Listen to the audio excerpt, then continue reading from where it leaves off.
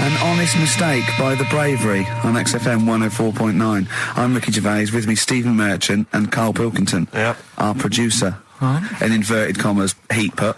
Yeah. They know. How are you doing, all right, Karl? Yeah, didn't they also write something about me, bald round head? Yes, perfectly round little bald man head, they said, so... Because you need to know that when you listen to the radio on that. Really matters what my hair's doing. Your hair, have you given it a little polish? Because you look like a cue ball at the moment, and you've had a shave in it. I've never seen such a round head. It actually looks like a plate with ears. Yeah, well, for those that have never seen Karl, I actually, if you remember, I think he looks a little bit like Mr. Spoon from Button Moon. He does. If you've ever seen that show, and also he looks like, you know when they say they find with a little 4-foot human and it's actually 500,000 years old and they give it a name and it's the first, Australopithecus into. He looks like one of them as well. Perfectly round little. He is the missing link. He looks half human, half monkey. Because he's got a slight slouch as well. So yeah, it's like those pictures where you see it going from an ape to a man. He's one of those in the middle. Yeah, and of course his monkey hands, his hairy little wrist to those skinny little things that he can get oranges out of holes with. And it's unbelievable. Why are you so all shaved and polished and everything? Got a wedding. What? Got to go to a wedding today, so thought I'd, clean myself up a bit. Yeah. Shouldn't you be wearing a suit or something? No, I'll go home and put something on. Oh, okay. But, Suzanne said, make an effort. I sort of had a shave and that, and then I came out of the bathroom, she said, oh, your head looks a bit sort of eggish. She's right. She always worries about when I have a shave, because I just, That's your girlfriend, Karl. I know. Saying that. Just think, so don't worry about Heat saying it. Funny thing is, it's Boyd Hilton, I think, of Heat that wrote it. And he's got a little bald head. Yeah, no, don't slag him off. Yeah, but on the end of his review, does it say, written by Baldy Boyd? No, because it doesn't matter, it's a magazine. Don't worry about it. Looking forward to the wedding? A bit boring, innit? But you gotta do it. They've probably listening. Should we do a shot? No, it'll be a great day for them, but I know what will happen. Suzanne will see, all the fuss and that, and then she'll get ideas, and I'll have to let her down and all that. Why is it you don't want to get married again? I always forget. It's just... Who's it for at the end of the day? I've been with Suzanne for 11 years, right? Sure. We're happy. Well, I am. That's what counts. You're never happy.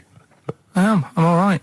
Yeah, no, you're happy with Suzanne and everything, but apart from that, you're never happy. You are the most grumpy, moany thing in the world. I mean, I get annoyed, but I'm always happy. I was annoyed here. I was happy coming here, but there was a bloke behind me walking and scuffing his feet. He had a pair of those stupid skulls on, and he was clicking and scuffing. Wear some shoes. You don't have to click. Pick your feet up. Flip-flops annoy me. But I'm happy. I'm just annoyed. You are just like, oh, the world's on me. It's rubbish, this. I know the world's great. It's just sometimes people annoy me by being there, But Steve said I should be locked in one of those towers that princesses used to be locked in fairy tales, because everything annoys me. But you're grumpy. I'm not. I'm all right. Oh, right. Okay, listen, we better play a record soon. But coming up, Steve, I went away with Karl. Okay, it was a little present from Jane. It was a golfing day, and I could take someone. Took Karl. It was a brilliant day, absolutely brilliant. But it ended with us sort of drinking and chatting, and me saying, "Right, I'm going to bed," because Karl said the most ridiculous thing he has ever said. Think of that. That's something. Oh, sometimes, Karl, I think you're on another planet. Here's The Only Ones. Another Girl, Another Planet by The Only Ones. What a song! Amazing. One of my favourite intros ever. Dr. Fox disagreed with me. His favourite ever was, I think, Money for Nothing, if I remember correctly. Interesting. Yeah, another great tune. Yeah, another great tune. I'm not knocking it. I'm not knocking him. If you'd like to let us know what your favourite intro of all time. That number again is over. Right. Well, we got so much to get through with this show. Let me just get this. I don't quite understand. You were given a gift. And the gift was a golfing day of golf. And for my Christmas present, part of my Christmas present from Jane, a night away, 2 rooms, 2 rounds of golf, dinner for 2, right? But not with her, I notice. Well, she doesn't play. No, she knew. No, it was a present. He was playing golf. It was a golfing day. She doesn't play golf, so I had to choose someone to take away. It's all right. It wasn't a romantic meal. No, but that was my immediate thought. Yeah. Me and Karl just getting in there in the jacuzzi together. It just sounds like an excuse for Jane to have a day off from you. But you don't play golf, Jay. I know. Go. Yeah. Enjoy yourself. A bowling ball with my name on it. So, chose Karl, obviously. We went. It was a great day, wasn't it? Brilliant round of golf. Absolutely brilliant. Such a beautiful place in Stoke Poges. It's like a really posh place. And are you a good golf player? Well, we'll get to that. Oh, okay. Well, he bought the shoes especially for it. Oh, I'd love to have seen him in those little shoes. I know, and they were no good because they were metal spikes. We had to change them. He was annoyed straight away. He spent over £22 on these golf shoes. We hired a buggy. That was brilliant fun. I was bombing along, wasn't I? I don't drive, but it was great on that buggy. Well, you've been on a buggy with me and you were a bit scared. Yeah. What I nearly killed us once. I was just taking banks and things, but you don't see sort of bunkers, and he'd scream and go, stop! And he'd put his foot down the brake, and then I reversed. At one point he sort of did a handbrake turn next to the lake, and then we had to reverse, right? And you just flick a switch and put your foot down. He did that without looking. I look behind, there's a big oak tree there. He screams, watch the tree, right? So Dukes of Hazzard. And I kept jumping in and leaving him behind because I had to go to my ball. Anyway, the first shot, I got on my driver. I honestly did one of the best shots I've ever done. It went straight down. It was great. I thought, phew, got away with that because it's always the first one because it's a clubhouse and you want to look good. Yeah. So. He tees up, and I've been saying, buy some balls. He just got 6 balls. I was going, what if you lose me? I won't lose 6 balls, right? He tees up, right? Whacks it. It goes miles, like right angles, straight into these the woods, right? He turns around, he goes, go and buy some more balls. So I'm laughing because it's like impolite to laugh, but he broke the ice for me, and I was falling around. And then his second shot, I go, you're off a 3 now. If you take another shot, he went, oh, right. So it's his third shot. He puts the ball down. He hits the ground before it and misses the ball altogether. And I was on my back, wasn't I? Unbelievable. Actually rolling about on his back. And we were terrible. I went round 107. He went round in like 119 or something. Sure. It was just rubbish. How long did it take? 5 hours. Of course. And there was no one around, luckily. But it was fantastic. So then we go and have our meal. What annoys me, I said, right, I'll go for a run. He went, I'll have a bath. I said, I'll see you at 7:45. At 7:55, I have to call him. He's not ready, so he's let me down there. Oh. I can't stand lateness or laziness. You hate lateness. Yeah, and he's let me down. Do you know his excuse? He fell asleep in the bath because there was no light bulb. There's no light bulb in the bathroom. So instantly he fell asleep, and he was late. No, do you know what I mean, though, Steve? If you're sort of, like, nice and warm and what have you... I was tired anyway. I've been stressed out for 4.5 hours, right? My life flashed in front of me a few times in that buggy. So it's all sort of wears you down a bit. I thought, right, I've got a headache. You're going for your run. I'm going to have a bath. I walk in, put the light on. For some reason, it didn't come on, but I thought, it's all right. I'll just... doesn't matter. You can have a bath in the dark. Summer, so it's light anyway. Well, there's no windows in the bathroom, so... So you were in the darkness? So I'm in the darkness. I nod off because I'm shattered. He calls up, hassling me. So I said, well, it doesn't normally take that long for me because... I haven't got, like, long hair. I've got a dryer and sure. I can sort of one wipe. Yeah. He's already 10 minutes late, though, when I called. Well, 10 minutes. 10 minutes. Lateness is lateness. Next. Doesn't matter. Dinner wasn't until 20:15, so we had, like, another 20 minutes anyway, so it doesn't really matter. Yeah, but we said 1:45. So he's calling up, hurry up. So I said, yeah, all right. So I get out and dry and like my tackle and what have you. Calls back again 30 seconds later. No, I don't. I don't like that. Do that now. Give it a wipe. 30 seconds later, come on. So I end up going downstairs to the meal area, naked, with a wet shirt on and wet socks. I've got headache as it is. Meant to be a relaxing weekend. But anyway, so we have our meal, which is really nice. And then we're sitting in the bar. I'm having a cigar by the fire. Yeah. Like, we're having a rather nice Pinot Grigio. Yeah. He's there going, I've got a headache. Is this 1955 that you live in? I know. Yeah. It's so right. And we are knackered because he's not used to work. I've seen him moaning, falling asleep. He's not used to it at all. And you've been on your feet for over half an hour. Yeah, right. So we didn't even walk around the golf course. We had a buggy. It wasn't even exercise. So we get onto conversations. Talking about, he's asking me stuff about evolution. Tell me that. Why did the giraffe? What's that rubbish about the giraffe getting a long neck? I said, well, it didn't try and get a long neck. It was selected because anyway. I went into evolution for him, and he said, but why would evolution do that? I went, well, you think that evolution didn't do anything. There's not this consciousness, there's not this will that a giraffe has to stretch its neck to reach the leaves. One had a long enough neck to survive and pass it. He was going, yeah, but why did evolution... this isn't. But by the way, this isn't the most stupid thing. This is warming up. This is about 8:45. Sure. Right? He said, why didn't evolution make a giraffe good at carpentry so it could build a ladder? Right. Yeah. Okay. No. All right. Okay. So he's thinking around it. He's trying to pick holes in evolution. Yeah. We get on to, I said, well, things are, I said, we can see the speed of evolution in lower life forms like bacteria, viruses, they evolved. That's why soon we won't have an antibiotic that can kill some certain bacterial strains. And he said, and this is about 11:30, and I said, I'm going to bed, right?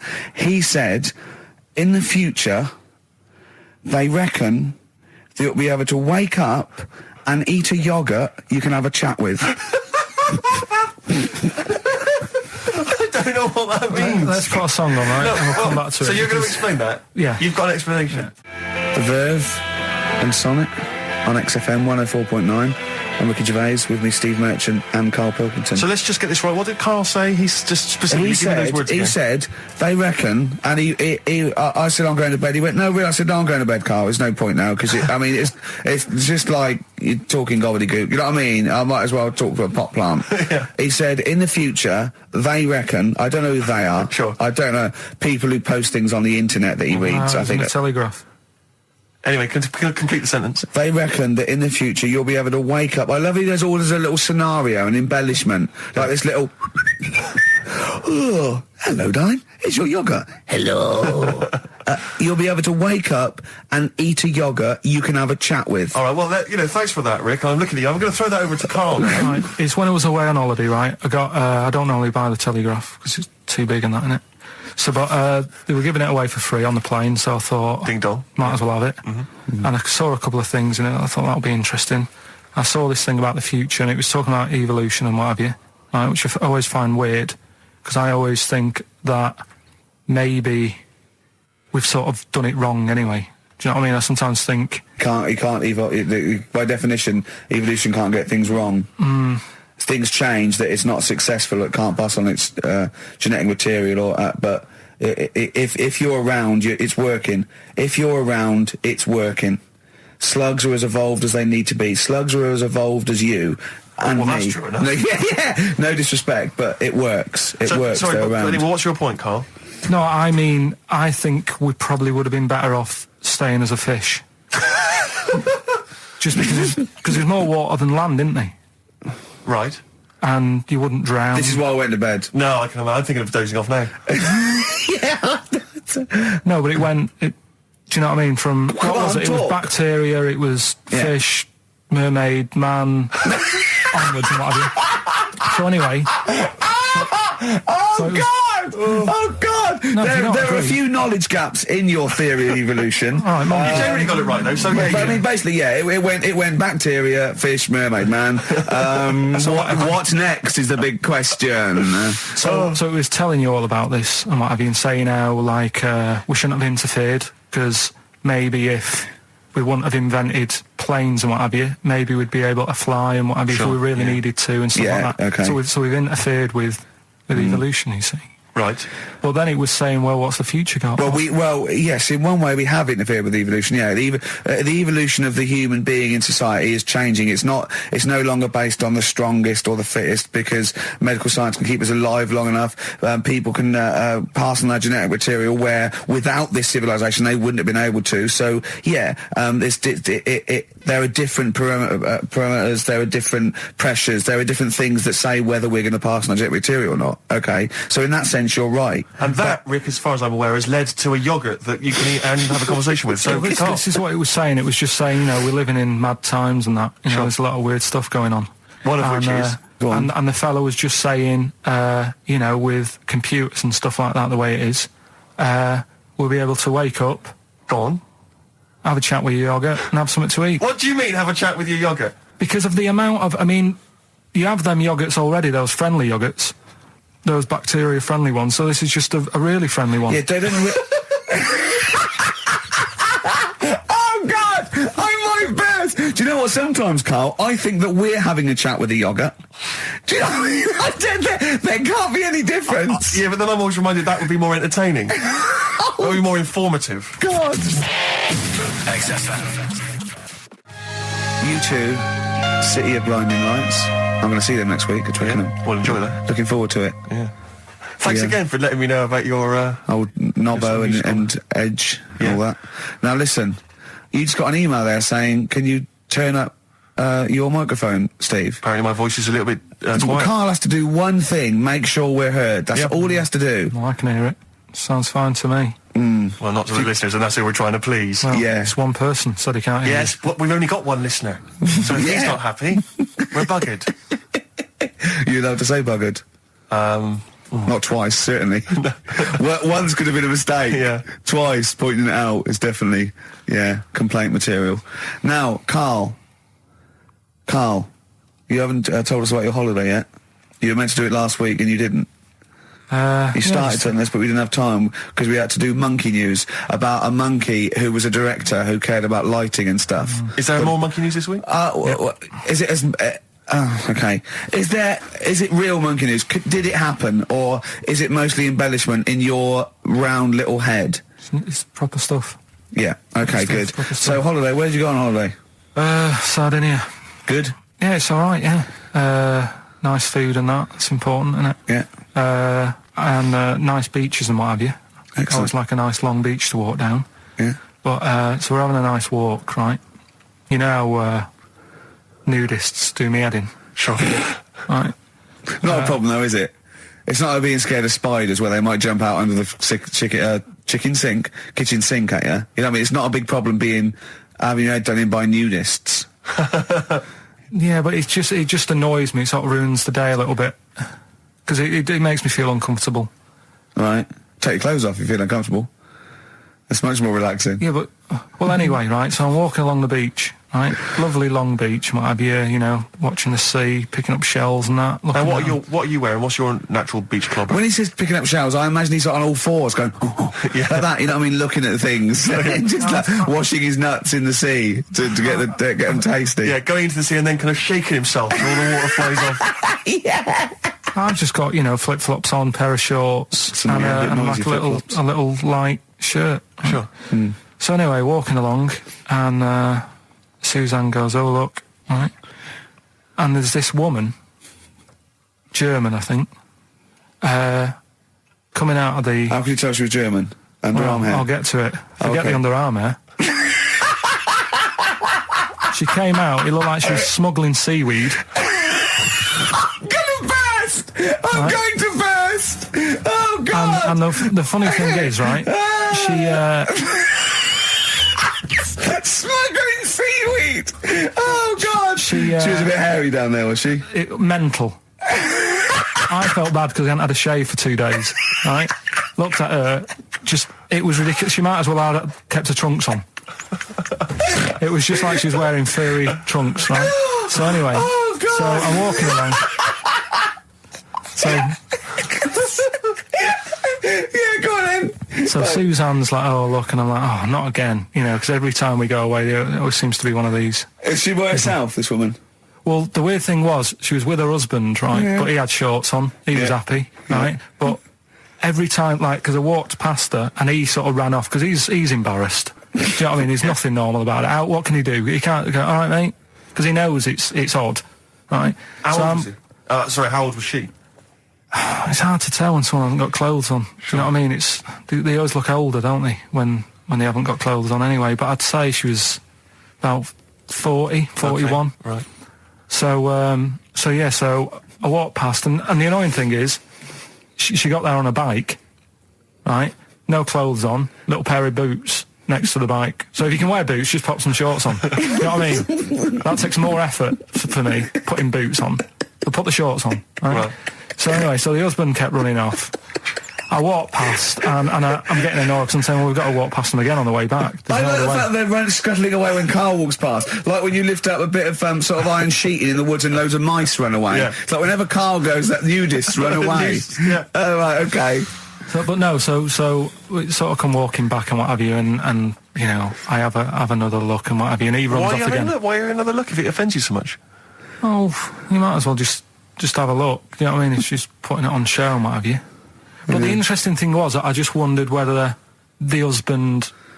Because if the husband were nude, you'd looked at his tackle. Because remember when you went to see those two strippers and it was a woman and a man and they whipped their shorts off, you said you looked at his tackle first. I think any bloke would. Well... You would. You just check it out. It's natural, isn't it? You just go, oh, right. So it is normal or whatever. Because you don't know if you know what I mean? You don't know if what you've got's right until you see someone else's. No, do you know what I mean? Yeah. But anyway, so, but he got us talking because I was, then, as soon as I saw her, sort of, day's been ruined a bit, so I'm walking up the beach. It's been ruined! Walking up the beach with Suzanne going, how does it happen? Do you know what I mean? Why do people do this? What fun are they getting out of it and what have you? And, I just was thinking, is there any chance that fella, right, didn't even know that she was a nudist until they went away? Do you know what I mean? Because I said to Suzanne, if I met Suzanne, it's like we're getting on, yeah, everything's fine. Yeah. And then you go off on holiday and you go, you haven't got much luggage. And she's like, no, it's fine, this is plenty. And I'm thinking, that's weird. And then we go down the beach and she whips her knickers off. I'd be annoyed, but there's nothing I could do. Do you know what I mean? Sure. So I'm just wondering whether that's what happened to this fella. Every time someone came walking up, he was like, oh, God, this is embarrassing. And he kept nipping off. Yeah. Finding something else to do. Look at some shells. So I'm wondering, Rick, if at some point, maybe today or in future shows, we should get a nudist, you know, one of those official nudist spokespeople, you know, because all these nudist organisations, get them on the phone, justify themselves to Karl, because, you know, in his mind, they are, what would you say, weirdos, freaks? I don't quite get it. I was reading something in one of the supplements last weekend, and some journalist went round to some, whatever you call it, some resort or whatever for nudes and that. And it's Were just... they playing volleyball? Well, the annoying thing was, bowls. Why is that annoying? Well, don't play a sport where you got to bend over.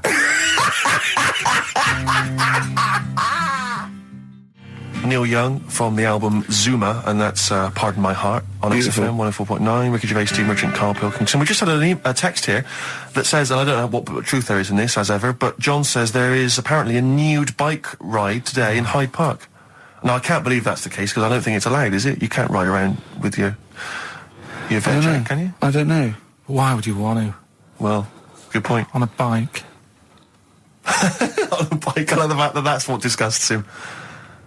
Do you know what? If we did appeal for a nudist to call in, I'd want a very specific sort. I want a German nudist, a middle-aged man called Helmut. Okay. If there is any, or the closest one to it. So I want a middle-aged man from Germany. If your name is Helmut, you're in. But I'll accept hands. Karl would be good, wouldn't it? All right. Yeah. I think I'm wondering if the age might. Maybe we could we broaden out Okay, just bit? a German nudist bloke. Right. Can he at least be fat? Can I find a fat German fella? If your name's Helmut, we're going to give you a big prize. Yeah. But, you know, any fat German fella who likes to get his sausage out. Sure. Okay? It's sauerkraut. Yeah. What's the phone number? 0871 222 1049. It'd be good just to get an email or a text with a contact, wouldn't it? And then I can just call them up in the week. Sure. And 83936 is the text number. I don't know what our audience demographic pans out like, Rick, but I'm suspecting that's probably a fairly small fraction of our listenership. I know, but you know, there must be someone out there. If you know a fat German who likes to get his tackle out, phones are going. Straight away. Just answer it, Karl. Just answer it. Just pot luck. It could be anything. Well, just see what it is. To be fair, it could be a nutter. It could be a nutter. But just say hello. Just tell your turn. It's not straight away. He'll stay there, won't he? He'll stay there. Well, answer it. Answer it. Leave it. Answer it. Oh, you see this? It's gone. It's gone. There you go. He bottled it. So, just as well. Well, you took too long to answer it. There's a vicar in Australia who started sort of doing his services and all that in nude. Hot, isn't it, out there?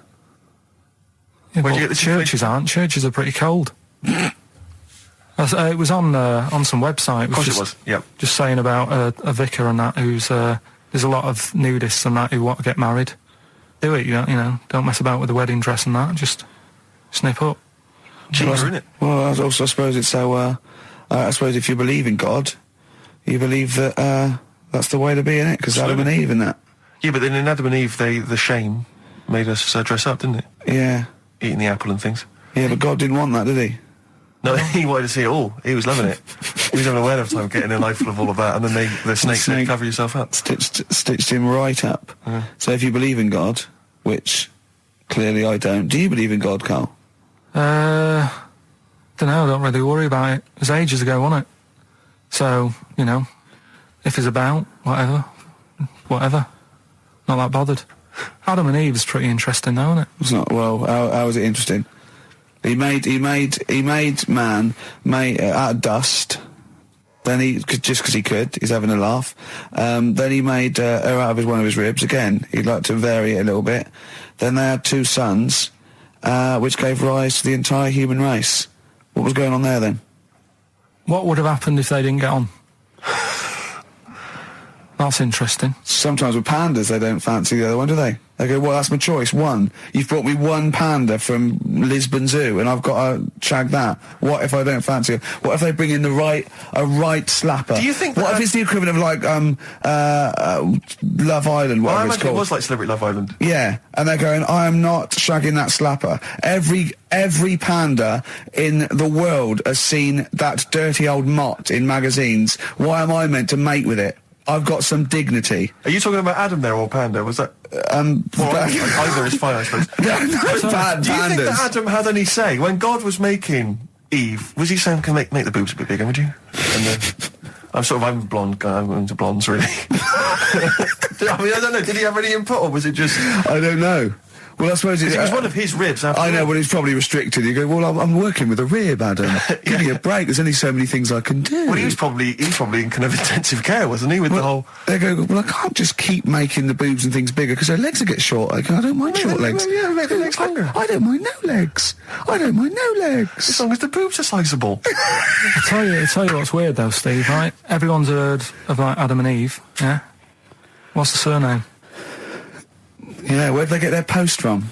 Unbelievable. Now listen, before you play the next tune, we should just, we were trying to mop up some stuff from the last couple of shows which we haven't dealt with yet, one of which is an obsession of yours, because we're on a radio station, Ricky and I come in, we bring in CDs, music we love, it means so much to us, we adore it. You don't really care about music, you work at a radio station, it's just, I don't care. I do. No, you don't. I do like a good track. I don't like everything that comes out and everyone raves about. Yeah, you thought the iPod wasn't worth it because you named the 5 tracks you'd like. What was it? It was In the Ghetto, Babushka, Living in the City. What was the other one? Killing a Georgie, and there was one other one or something. And you just only like songs with a story. Yeah, but then there's a reason to listen to it, isn't there? Well, no, only story once. going on. No, because you might forget the ending. Listen to it again. Yeah, anyway, you've been listening to Babushka quite a lot, is that right? Because you've really got into your head now. You're trying to decipher the story. When I've been sort of asking for songs with stories, people have texted in, emailed in, and whatever, and I've had a couple. You know, last time we did the show, so I've gone, oh right, that sounds interesting. And Babushka, when I was away on holiday, I listened to it a few times because I like the story. It's a good little story going on. You got some thoughts on it, though, have you? A couple of questions. We'll have a listen to it. Let's have a listen to the track, and then I know you've got some queries you'd like to raise. It's just about a woman in it who, I don't know, she's ugly or something, aged badly, and her husband gets bored with her. Have a listen, see what you think. Right? XFM. You're listening to Magic 105.4. That was all the way back to 1979. Kate Bush, Babushka. So, we would like your suggestions for songs which have stories in them, which may entertain Carl. They could shoot to the top of his list. What do you think of that, Carl? That as a little story there. I like it, but... So she tests her husband. Yeah, she writes him letters. She gets a letter back. It's a pseudonym. Babushka's her pseudonym. It's not a real name. Her real name is Molly Strank. From Ealing, and Eva responds. He goes, "Oh, he's you know." So in real terms, he's having a bit of an illicit affair behind her back because he doesn't know it's his wife. So she goes, "Oh, well, I'll take this a bit further, see how far I go." He turns up. She turns up, he gets it on with her, and he's falling for her because she's acting like she used to act, you know. But was he just playing along with it? Was he like, No, it's not, because they'd have said that in the song. They don't leave it up to... Some people do that, don't they? Well, it wasn't. Kate Bush would have said, and by the way, he's playing along. She'd have given us a clue. He's not. He's fallen for it. She went long incognito. He thought it was another woman. But how much work can you do to yourself to... Say if like, I wrote a letter to Suzanne, right? Saying... She'd know it was you. It'd have egg stains on it. It'd be spelt wrong. No, but... And you'd sign it Karl, crossed out Babushka. I wrote to... I won't pick Babushka. I mean, that's a ridiculous name. That wouldn't have worked anyway. You just get a vision in your head of... I wouldn't have answered a letter from someone called Babushka. It's not the point. If Kate Bush is listening, please call in, because I'd love her to have a conversation with you. I mean, that would be great. Forget Helmut. No, Helmut, you keep trying. A fat German. We want Kate Bush and a fat German. What I mean is, though... Now, wait a minute. What worries me is he didn't answer the last phone call. What if Kate Bush does phone that? Well, if anyone knows Kate Bush, give her a call now. She's probably not listening. She's probably doing yoga or something, I imagine, or making a lentil soup, or maybe just like repotting some plants, right?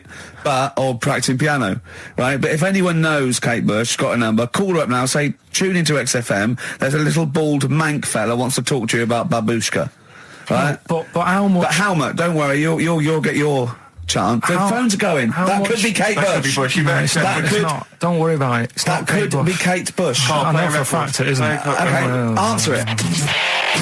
XFM. Half Light by Athlete on XFM 104.9. Ricky Gervais, Steve Merchant and Karl Pilkington. Karl, right. 2 o'clock. Let's get Rockbusters rolling.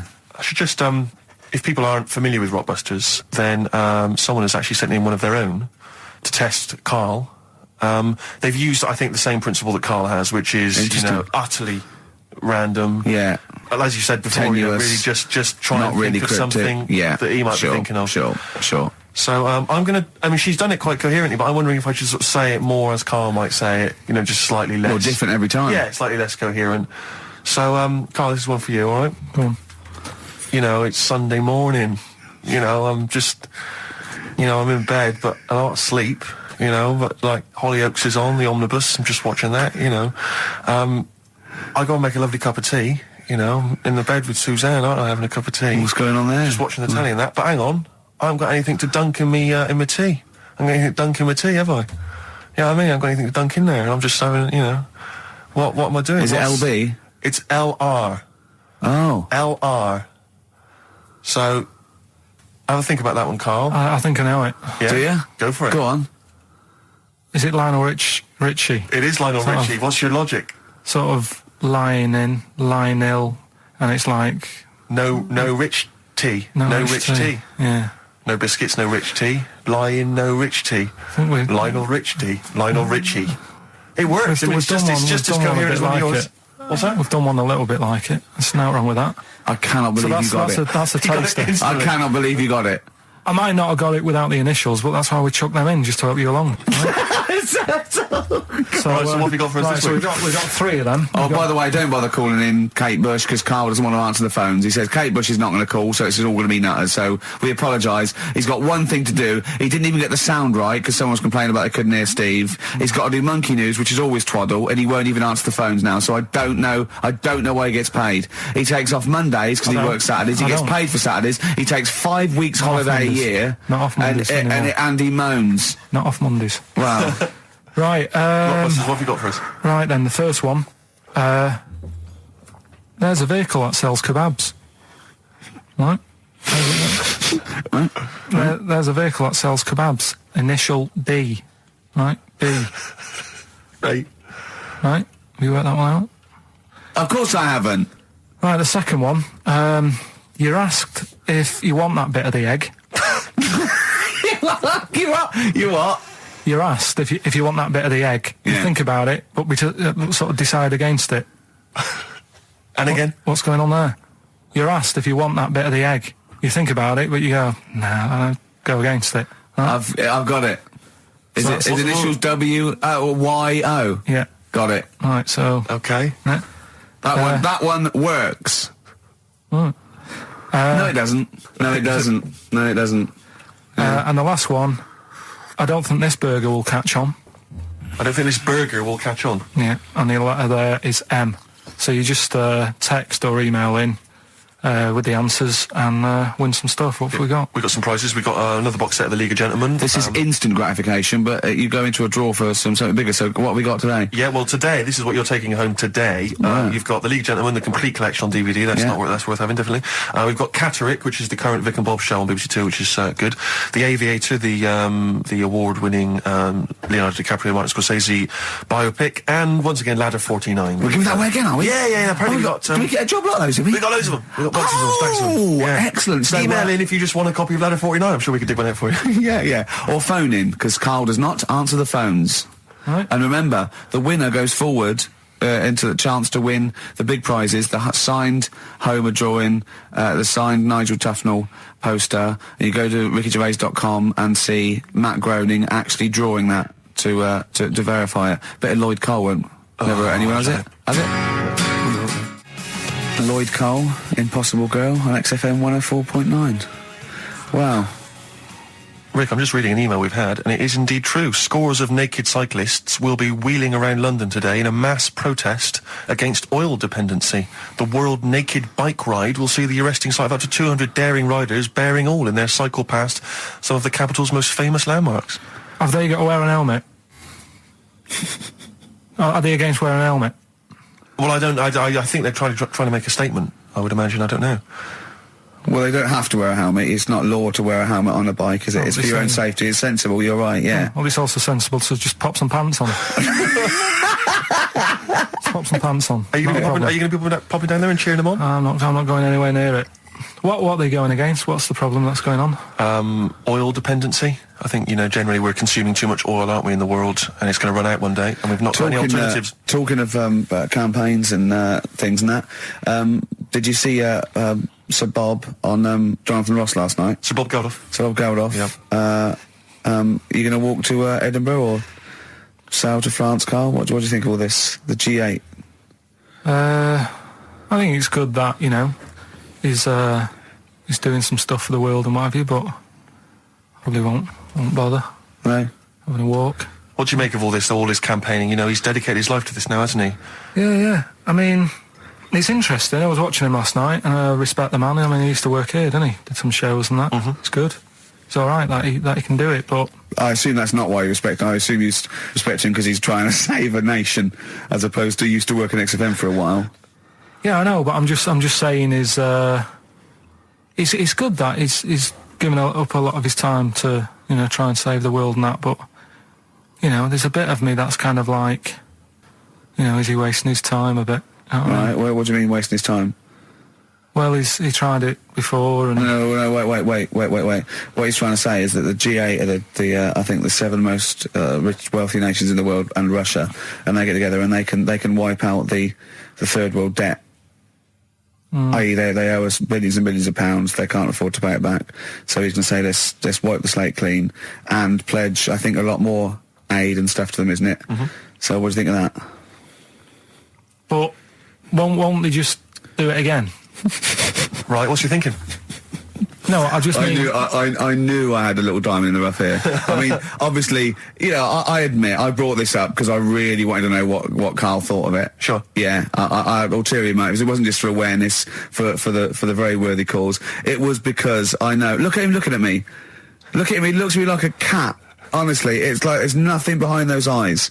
Right, what do you mean? They're just going to run up the debt again, you think? Well, what I mean is, right, when I was a kid, right, and I wanted to go to the arcade... I'd borrow £1 off my mum, right, and she'd say, don't come back asking for more and what have you. But I'd have a go on a pinball machine or whatever, game on a fruity, and then go back, and she'd go, can I have some more money? And she goes, I gave you £1 before. And I go, I know, but I'm on holiday. And she goes, there you go then. And then I go off and do the same thing. I didn't go, no, I wasted the last one, I'm going to pop this in the bank. Right. So you think that's what's going to happen with... That's a nice metaphor. So what do you think happening there? Is the Africans are blowing it down the arcade? Instead of putting it towards a fishing rod, they're blowing it down the arcade. I'm trying to win a watch. Look, I've got 100 goals. I think this thing is dodgy. Yeah. I'm trying to win a fluffy toy. just... That's what Bob's saying, you're never going to get the Snoopy. You're never going to get the Snoopy. It's always going to fall out of the little claw before it gets to the claw top. is not strong enough. Yeah. Do not waste it. No, Midge. Midge, you have to write a song. Write another song, mate. They've blown it down the arcade. Brilliant. So that's your genuine logic, is it? Well, I just don't know... if they put me in charge of it, I don't know what I'd do. I just think it's a... Could I just say that will never happen? No. Could I just say to London and anyone listening Sleep on Saturday, easy. Don't worry. Karl is not going to be put in charge of G8. It's not going to be him, Blair. Chirac. That would be a joy if it were. That would be amazing. But anyway, so let's assume some alternate universe you are in charge. What would you do? Monkeys, obviously. It's like Planet of the Apes. What are you going to do? You're the only only person with opposable thumbs. What's your solution? We've done a lot of it, haven't we? We've sent,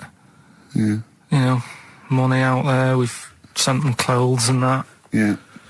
Have you? It's gone. You say we. Have you sent? I've done loads for charity. Go on. No, loads. I've done loads of stuff. Go on. For what? Oh, I give stuff to Oxfam. Yeah.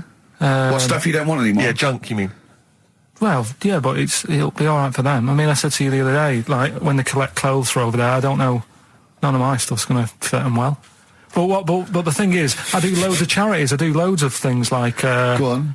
I pay for tools. I do that thing, a monthly payment of £5, paying for toolbox and that for someone out there. I help old people, which I'm going to stop, to be honest. Why? Because do you know this thing I do, Steve? Right, no. this is a £5 a month as well, right? I got stopped in Leicester Square one day. They said, there's a little old woman somewhere. She's cold. Are you going to help her out? So I was like, why me? Right. So anyway, so they said it's easier if people look after one old woman, right? So why me? I've signed up to look after this old woman called, I don't know, call her name June or whatever. It doesn't matter. So it does to her, but go on. So anyway, so I'm paying this £5 a month, and the first £5, first time I paid it, I got this thing in the post, right? And it had, thanks a lot, Karl. You're looking after June. Here she is, here's a little picture of her, and she's sat there, what have you, with a cardigan on and stuff like that. Every £5 you pay, it'll be cheering her up, and, look after her, pay for her food and what have you. So, for a bit, you feel good, don't you? And you think, well, I've done my bit for the world. Anyway, 2 months later, get another package, right? Picture of June in there again. She's got a tan. So he's saying you're paying to keep her warm. No, they meant a week in Mallorca or whatever. And this is what I mean. People if they can get away with it. So, whilst Geldoff's there every year or every couple of years going, let's do this for them, let's do that. I tell you what, I wouldn't get off my arse if I was over there. But that isn't having a go. I don't know where to start. That isn't having a go, though. What do you think? So what do you think? You think they're going, don't bother getting a job or anything. Geldoff will be here, no? Geldoff will be, it's June, I don't know. It's difficult, isn't it? It's difficult. So you think Sir Bob should just wash his hands of the whole affair? You think it's a complete waste of time? Is that what you're saying? That you should just leave them to it? Just leave them to it, let them sink ever more into debt, ever more into hunger. You just think that should just carry on? Do you know what I think he's saying? I think, now, I'm not putting words in your mouth. Are you saying they blew the last lot we gave them, they've got to learn a lesson? Is that what you're saying? No, I'm not going to say that. I'm not going to say that. Is that what you're thinking? No. What are you thinking? I'm not thinking anything like that. All I was thinking is about this gig, it might have been better to do it, like, rather than, I don't know, ruining a grass field in Edinburgh and that, do it out in Africa, right? Get people out there, get the tourists up, do you know what I mean? Get a load of people out there. They've got loads I don't reckon he's going to get people to walk to Edinburgh. I very much doubt people are going to fly to Addis Ababa to see Coldplay. Cheap flights and what have you. Right. Hot dog stands and that, locals will love that, right? Job done. Brilliant. Let's put him in charge. Yeah, just for one day. Let's put him in charge of Live Aid. If Bob Geldof is listening, I know you respect him because he used to work on XFM. No, but if Bob, if you're listening, please, I would love, oh my God, a conversation, Bob Geldof talking to, forget Kate Bush, forget That would be Halma. amazing. Can Bob please call in and speak to Karl? No one call except Bob, so we know it's Bob calling. Right, get on the phone. What's the phone number? Can't we talk to him next week? he might be busy next week. No, He's he got won't. stuff to organise. He won't. Don't worry about it. Don't worry about it. You can talk to us next week. All right? I'm not going to go. I'll go through the phones. It's mental. Play a record. All right, what we're having? Bit of Killers. Yeah. The Killers. Somebody told me on XFM 104.9. Tell you what. Talking of starving, I went to what is meant to be the best restaurant in the world on. Oh yeah. Wednesday. Yeah.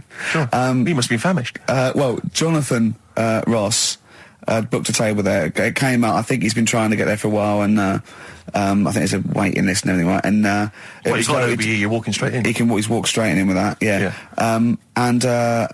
Me and Jane went along with him and Jane to the Fat Duck in Bray. As it was voted the best restaurant in the world. Okay. Right.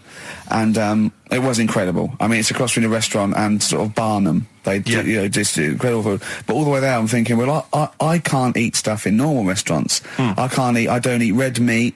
I'm squeamish about things like seafood, anything that's got too many legs, or was a crustacean once, or feeds on worms. I knew that one of their signature dishes was snail porridge. So I'm thinking, I'm not going to be able to eat anything here. So I was thinking, I had something to eat before I went. And I was thinking that they better not have mucked around the bread, right? Got there, beautiful. It was really quite fantastic. And I let them know straight away, that I was a Philistine, and they really accommodated me. You know, I didn't have the snail porridge. They put mushrooms in my snail porridge, which was more of a risotto, and there's tasting menus and that, and it was really fantastic. But Jonathan, halfway through, on the way there, I don't like travel well. On the way there, he actually phoned me and said, "Why are we taking you to this restaurant?" Good point. Very good point. They know, even if I go around there, they cook me sausage and mash. Yeah. Or, do you know what I mean? Well, you have the palate of one of those kids from the Jamie Oliver school dinners programme, they've got the lovely Jamie Oliver cooked, kind of ratatouille, but they're going for the sort of chicken Twizzlers. Well, it's not all chicken. I love chicken. I like the chicken I can eat. I'm squeamish about red meats. There's nothing it's a mixture of, it's not morals. There's only one thing I don't eat morally, that's veal. But the other thing else is just like, if it's got eyes and legs and things sticking out of it, or it's But it hasn't got eyes and legs things sticking out of it. What are you talking about? I mean, it just infuriates me. I actually got to a point now where I refuse to eat out with Ricky, because I can't, it just sucks the life out of me. It actually makes me depressed. I can't enjoy the experience. If you go to an awards do, they bring out lovely food, 3 courses, always and lamb. You're whinging. You're always salmon, whinging. which is hardly cooked, followed by lamb. Lovely bit of lamb. Who doesn't think lamb is the best of all the meats? Oh. And you whinge, you complain, you look at Jane like a little boy who's like, "Oh, Mum, why have you brought me here?" You are just... and I tell you, and I put it at the, I don't want to, badmouth people, but I suspect it's your family. I suspect it was your upbringing. I imagine that if I came to your house, late 60s, early 70s, came round to your place in Reading, it would have just been the smell of chip fat. Always just on. everywhere. Pervading, just one of those chip fat fries that's just, like you say, constantly, 24 hours a day, I used to eat just things. bubbling away. I used to eat beef and pork and that, and I used to have to, eventually, when I was getting sort of squeamish and getting older, I'd make her burn it so much that it was just like chewing on a piece of leather anyway, where I couldn't stand the sight of blood or so. A salad in your house would have been I'll tell you what a pickled onion and a packet of crisps. No, a salad in my house, right, was when it was summer, we were out in the garden, lovely salad, grated cheese, grated egg, 2 bits of beetroot with your leaf, a pickled onion, and a packet of crisps. And that was a salad. But now, is that? Do you agree that is probably the reason why you've got this palate? And it's not even a palate. That's too nice a word to use for it. I've got more squeamish as I've got older, because I say I used to eat beef and pork. What do you mean squeamish? I don't understand what you mean. Squeamish. If I suddenly think about it, I can eat like, like, it has to be blasted. It has to be unrecognisably an animal. You know what I mean? I mustn't see a bit of pink or a bit of fat. So if we were in biblical times, and you're there, and Jesus Christ has just fed 40,000 with some fishes and some loaves, you'd be going, "I'm not into the fish, JC." I say take the head off, really cook it, take the skin off. I can see a bit of spine. And unless that bread is mighty white, I'm not interested. No. Yeah, but the thing is, what he hasn't said is, he gets frustrated because we have to go from restaurant to restaurant for something I can eat. But the reason we've only got about 3 restaurants to choose from are that because he doesn't want to spend more than a £5 at lunchtime. At lunchtime? If I was going out of an evening, you'd spend a decent amount of wallop. But lunchtime, Would you? You'd be happy to spend 20 quid on lunch. Imagine that every single day. There's no one out there who's eating lunch, 20 quid a day on lunch. It's crazy. You don't need that much food at lunchtime, because I know what happens. You go in there, you have some kind of, Thai green curry for lunch. You're asleep by 1:30. We're trying to work. We're trying to write TV shows, and you're dozing off like one of those giant anacondas that's just eating a sheep and is slowly digesting it. It takes like 3 weeks. He doesn't eat Carl. He does not like the he'll walk a mile out of his way to get a sandwich that's mostly bread that only costs $1.20. It's about value for money, Rick. That is all it's you about. Don't have to tell me. I remember the. Oh, come on, let's having an argument over that 50p that time. I don't want to bring it back up again. Here's the situation, Carl. I lent you 50p, and you decided you weren't going to pay me back. It should be to my discretion if I say, don't worry about it, Carl. You should offer me the 50p. Go, there's that 50p I owe you, and I'll go, don't worry about it, Carl. But you didn't even do that. No, it's the way that you were like. I said, where's my 50p? You went, oh, you don't need that. That's not your decision to have. I didn't say that. I said, I don't think I've got it at the moment, or whatever. Rubbish. And you're going through my pockets and that. Rubbish. 50p. Ridiculous. You've just given him a keg of beer for free, hadn't you? Well, let's not go over it again. I mean, I just think value for money is important. Like, now, okay, so for instance, in the morning I have to get the tube, but you can get a travel card, zones 1 and 2, right? It's about £4.70, I think. But before 9:30, it's about £6.50. All right, and then at 9:30, when the clock, literally on the clock ticks over to 9:30, it's £4.70, right? Now, sometimes I'll get there, I'll be about 9:20. Now, you'd be saying to me, oh, just spend it. And I'm thinking, I've got 10 minutes. I'll perhaps read the paper, wait for it to click over to 9:30, and then I can get a cheaper ticket. Now, surely that makes sense. Surely that's logic. Don't you? I mean, if you were in that situation, Rick, if you were there, right, and you had, let's say you had 3 minutes to wait before 9:30, what would you do? Would you stand there and wait? No, because waiting to me is worse than anything. It's madness. It's madness. I can't stand queuing. I can't say, no, I'd pay, yeah. How long would it have to be before you'd wait? If there was like a minute on the clock to go, would you wait? If they literally said, if you wait 30 seconds, I go, all right. Well, that is the case. That literally is the case. Okay, but not 10 minutes, no. What about you, Carl? I feel if it was 30 seconds, I'd feel flash going, I'd spend £3. But if it was like a couple of minutes, I go, oh, it doesn't matter. I just wouldn't. Madness. Yeah. Think about how that tots up over the years. Amazing. Carl, what about you, Carl? Would you do it? It depends, doesn't it, what your job is and that. If you're a doctor, you've got to get to, go and save someone or whatever. You can't say, oh, just 10 minutes. Depends on the situation. Depends. Most of the time, I've got to get in work early. I can't be hanging around till half 9. But you don't, though, do you? I've called him when I was filming. I've seen him do one day, right? I've seen him for one whole day. He went away. He fell asleep at 7:45 in the bath because he was knackered. So he has 5 weeks holiday a year. He's taking the piss. XFM. Feeder, pushing the senses. Quite a food-related sort of show, isn't it? It is. Thinking of gluttony, did you see in, I think it was Heat magazine, it was former Pop Idol winner Michelle McManus. Oh, yeah. She's lost a lot of weight. Oh, yeah, she's lost 5 stone, hasn't she? Please see that the headline was, I used to eat 12 packets of Doritos a night.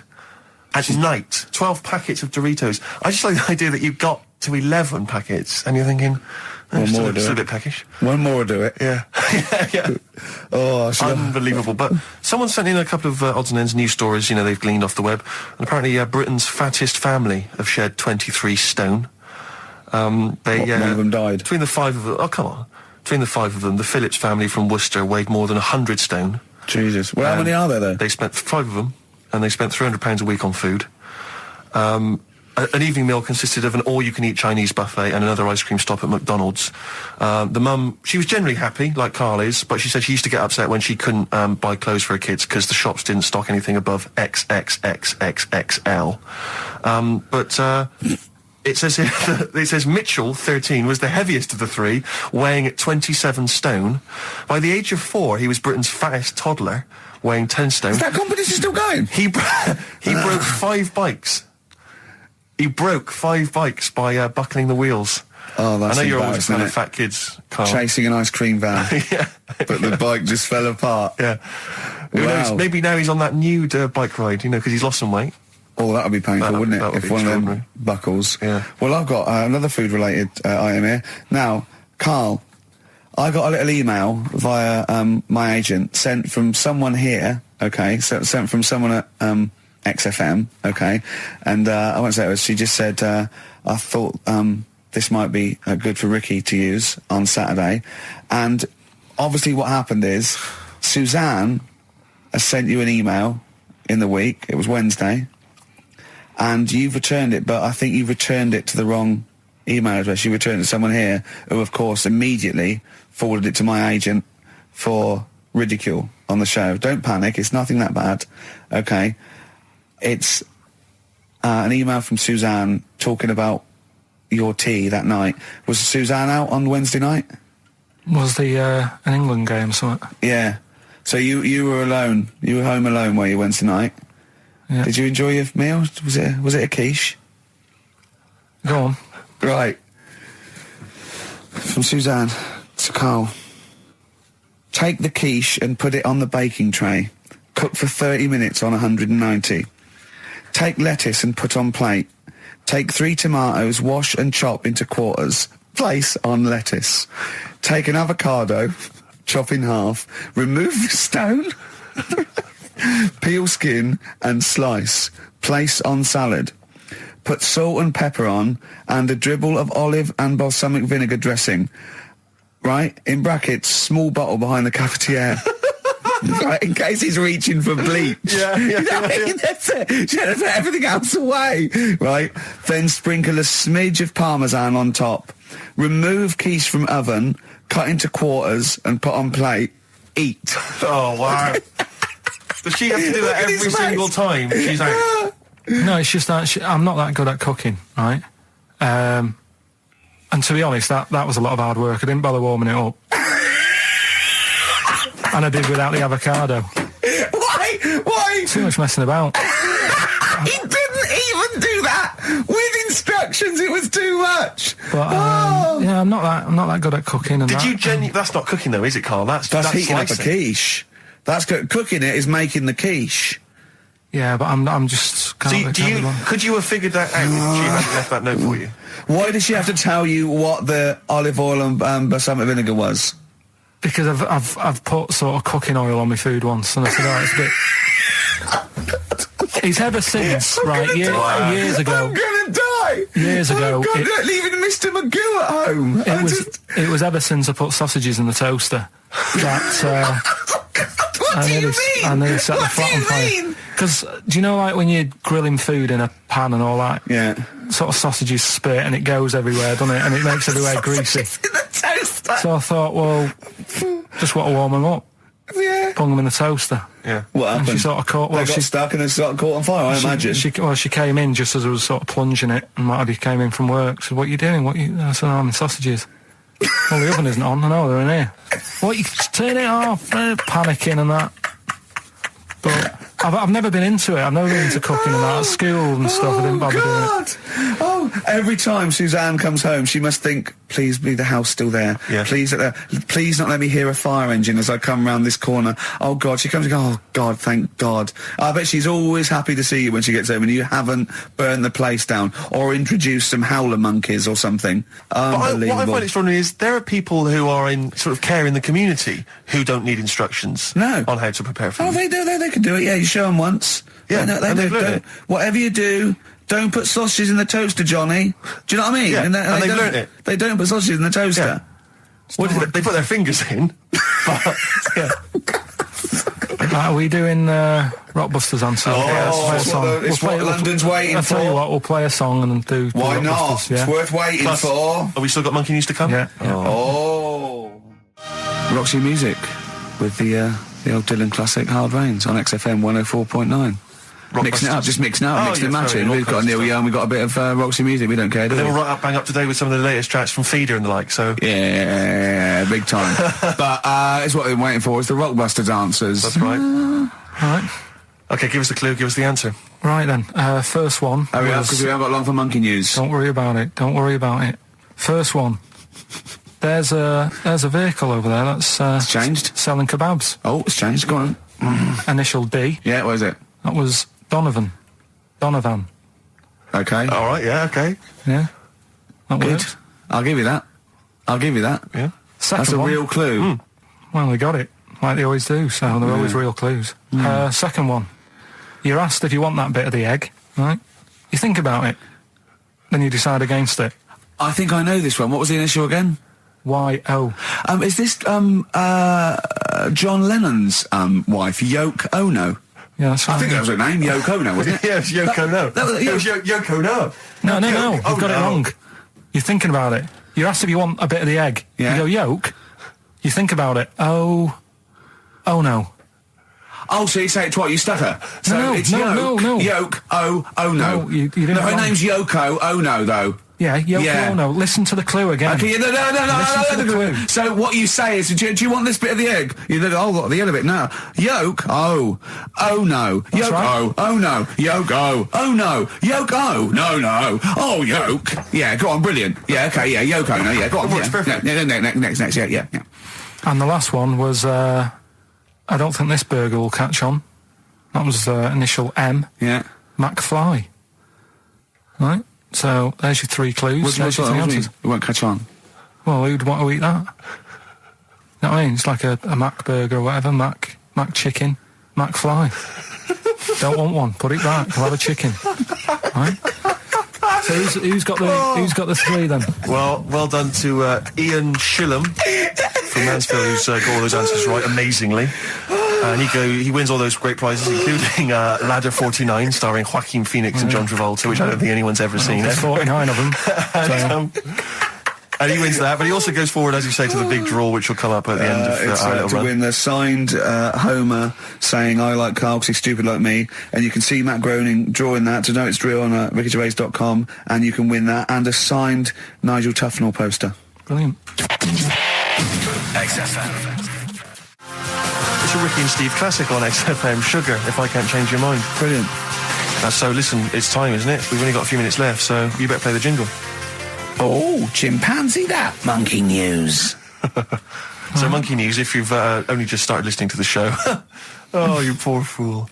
Monkey News is where Carl reports for us all the latest monkey activity. A headline or a word or someone he overheard in a pub and then totally embellishes it and makes it ridiculous and impossible. He believes it, though. He believes every word he's saying. Let me say that. When you hear this, whatever it is, I haven't heard it, twaddle, remember, Carl totally believes it. Go on. Right, so anyway, right, I think it's in LA this happened. Right. I think. Why does he think? So these people are in a restaurant having a lovely meal. Is one of them short and hairy, but it goes, totally covers from top to bottom in a spacesuit, so he didn't know it was a monkey? It's not one of the customers, one of the waiters? So they're having a lovely dinner, probably one of the best sort of dinners they've had, right? Yeah. So the waiter comes over, and it's like, can we just say that I had a lovely meal and that? Right, it's the chef. Because it is. Can we see the chef? Yeah. So can we just, see the guy who cooked it? Of course. Yeah. Short fella, hairy. So the Wearing a waiter said, to be balaclava? honest, Doesn't say much. the waiter said, look, he's busy, he's got meals to cook and what have you. He hasn't really got time. He said, it'll only take a minute. He said, no, I prefer it, So this is a restaurant in LA that serves brilliant food. I'll pass your message on and what have you, right? So, So he sends for Monkey Pierre White. so it's a bit odd. Anyway. So they go out, right? They go out to the car and they notice the kitchen door's open. Yeah. Right? Yeah, of course they do, because they're going to discover something that I don't know. So they're going to hang on, this just out of interest, where did this chef train before we see him or reveal what he might look like or like to eat? So anyway, so they pop their head in and think we'll just nip in and go, love fruit salad or whatever. Yeah.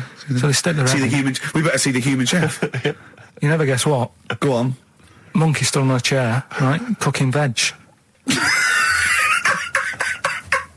Right, so anyway, so they're like, what's going on here? What do you mean?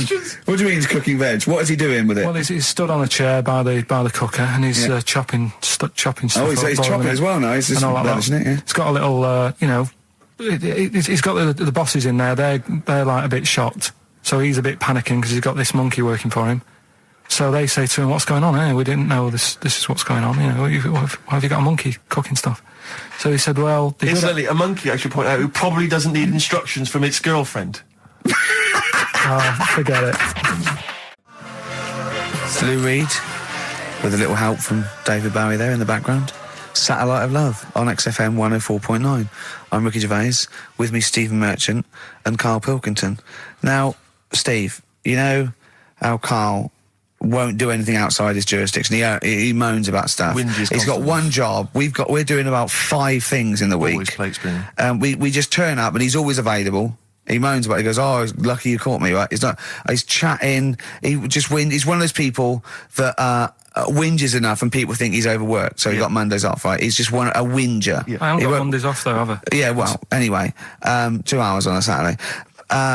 This is what the phone message he left me Wednesday on my mobile, but just is chatting about certain things that are going on at the moment.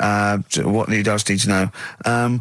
Duncan, who mentions, is my agent, and you understand a few other things. But this is the sort of message I get from Karl, right? Whinger. Old messages. All right, 12:10, Wednesday. Just getting loads of people calling me all the time about shit. Yesterday, DVD's signing for BBC London. I don't work there, but I've been dragged into that. I've got a woman on leaving a message from Talk PR going on about, do you want to go and see Pop Idol again? Right? They're just saying you and some listeners can go.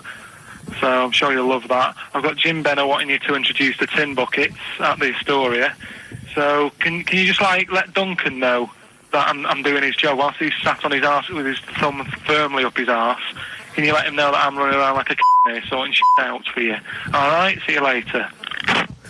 Message left at 12. Do you know what I mean? I know, but that's the kind of phone message he's leaving. Do you remember who he was before you? But he's even annoyed that he gets a phone call. I remember he got a phone call for you to do a voiceover and didn't pass it on. You missed a voiceover. That was thousands of pounds. No, I did pass it on though. I told you. You said someone had phoned. Yeah, that's not good enough. But who's that? Well, she didn't say, and I didn't ask. But of course she said. She didn't say. Rubbish. So you didn't take the number down? Just when she went, "Oh, can you tell Steve to call me?" And you went, "Yeah." Yeah, well, I just thought you'd know her already. I should have known. It was a woman, so I should have known. He's having a go, you see? Unbelievable. I don't know how it's come back on me. You're the one who was picking on it. Yeah, exactly. I'm saying. I'm defending. Why is he having a go at you? He never picks on Ricky because he knows you are his bread and butter. Seriously, do you know what I mean? The only reason he's got Mondays off is because you're still doing this show. Yeah. That's why he's scared of you. That's why he has a go at you on the phone, but he always picks on me because he knows, I'm a pushover, I'm a nice guy. He's scared of you. I can't believe I don't know how it works. Is that true? Steve, I'm always sorting you out. I look after you. Sorted you out with tickets. I'm not saying you don't, but I've got you today. Why are you picking on me? What do you mean you're sorting about tickets and lager? What's this? Right, whenever you want tickets. Yeah, sorry, I don't want to use this as moaning time and that, because I don't like to moan. I'm busy and that, right? I've sorted you out tickets for gigs. Yeah. Right? What somebody doesn't even turn up to. Yeah, we won't even go on about that. Yeah. Right? Lager. He was sorting out the Cure. He complained it was boring. Yeah. It was that big drum of lager that you had, and you said, "Oh, put that in your room for me, because I don't want to carry it home." Right? Lazy. So I said, "All right, then I'll put it in my room." It goes missing, it gets nicked. Then you have a go at me because it got nicked. Yeah. I get you another one. You make me carry it around town for you for half an hour. Then you say, "Oh, I can't be bothered taking it home. Can you take it back to work for me?" Yeah. But interestingly, this is like a year ago, so it's obviously still pressing on you. Oh, hang on, and I forgot the one when we had an argument over 50p. When I went out for a coffee. You didn't want to give me 50p back that you owed me. That was the same day you'd given him about 40 quid worth of lager. But see, this is my problem. This was my point at the time. It's not the 50p in terms of money is not what's important. The fact that you think you don't have to give me money back because it's only 50p, that was the point at stake. It's me who makes a decision. Oh, don't worry about the 50p, not you. It's only 50p. I'm not going to give it to you. Do you know what I mean? There's got to be rules, otherwise it's chaos, Karl. Come on, mate. All right? I don't want to fall out about it. No, that's not all right. Should we kiss and make up? Do you want that? Do you want that's that? all right. Yeah. Well, should we play a little record and come back to this? Because I can't believe it started with you slagging him off, Rick, and I've ended up as the monster. I know. Bit of R.E.M. Yeah. Out of Time by Blur. Luckily, we're not out of time. Got another hour and 25 to go. So it's not over yet on XFM 104.9. I'm Ricky Gervais, with me Steve Merchant and Karl Pilkington. We've had quite a lot of emails, as ever, Rick. I should just say, because we're very lazy. It's a much listened to show. We're very lazy people, and we rarely reply or read out the emails. But I never read the emails. Absolutely. So I rely, if I haven't replied to them, or my mail, Steve opens my mail and reads my emails. So if I haven't replied, it's just because he hasn't passed it on to me. Yeah. Okay. But I haven't passed it on to you because I know you'll never reply. Sure. So, I'm just cutting out that. But I just want to say thanks for the emails. We do read some of them, and we do appreciate the fact people send in jokes. I appreciate it. I love it. As long as I don't have to do anything towards it. Sure, we had an email from Jack. He just said he missed the last 2 weeks' shows. Has he missed anything? Not really. No, it's the same stuff. Same old I rubbish. think last week Carl was having a go at Chinese people not aging well. He had a go at the gays, and he came up with a ludicrous story about a monkey that was impossible. Yeah, So I don't think Jack's missed much. Go on. No. We've just had an email from the Pringles people. Oh, right. Good, because it's finally started to happen. I hear these stories about people getting given cars and Armani suits and trips abroad, and we haven't had no. But finally, people are starting to, realise what we're doing, our impact on society, and we got a whole box of Pringles sent to us. Not on those little tubes, the proper tubes, the foot-long tubes. Yeah. So. And what have they said? Well, the Pringles guys they want have them said, back. No, they've said they like the show, and if you want more Pringles, give them a call and they'll send you more Pringles. Yeah. I bloody love Pringles. Yeah. Pringles are... The thing about Pringles is, they're Moorish, right? Yeah. But how would I put it? You know the sort of thing when I open them, and by that when I pop, right? Yeah, I have to eat the. Well, okay, how can I put this? When I pop, I can't stop. What do you mean? I don't. Well, when I pop them open, I can't stop eating them. Right, open. when you pop, you can't stop. Yeah. I think that's because of the chemicals. I think that might be the reason. But they're good chemicals. They're good chemicals. They're the best chemicals. Pringle chemicals. They're not bad chemicals. Lovely. Like using chemical warfare. Yes, I want some more Pringles. Bob Dylan, It's All Over Now, Baby Blue from 1960 something. Bit of trivia for you, Steve. Go on. That is the last record we ever played on the old XFM before we were fired. I bet that was a moving moment for about 8 people. I just thought of something. You know that thing we did about, they said that we just cared about the money, selling it to America? Yeah. If we cared about money, would we be here now? Do you know what I mean? I know. I think this proves that we don't do things for the money. Exactly. Jesus. All right, Carl? Couple of emails. Monkey Matt's emailed us. Who? Monkey Matt. Oh, Matty, yeah, go on. Yeah.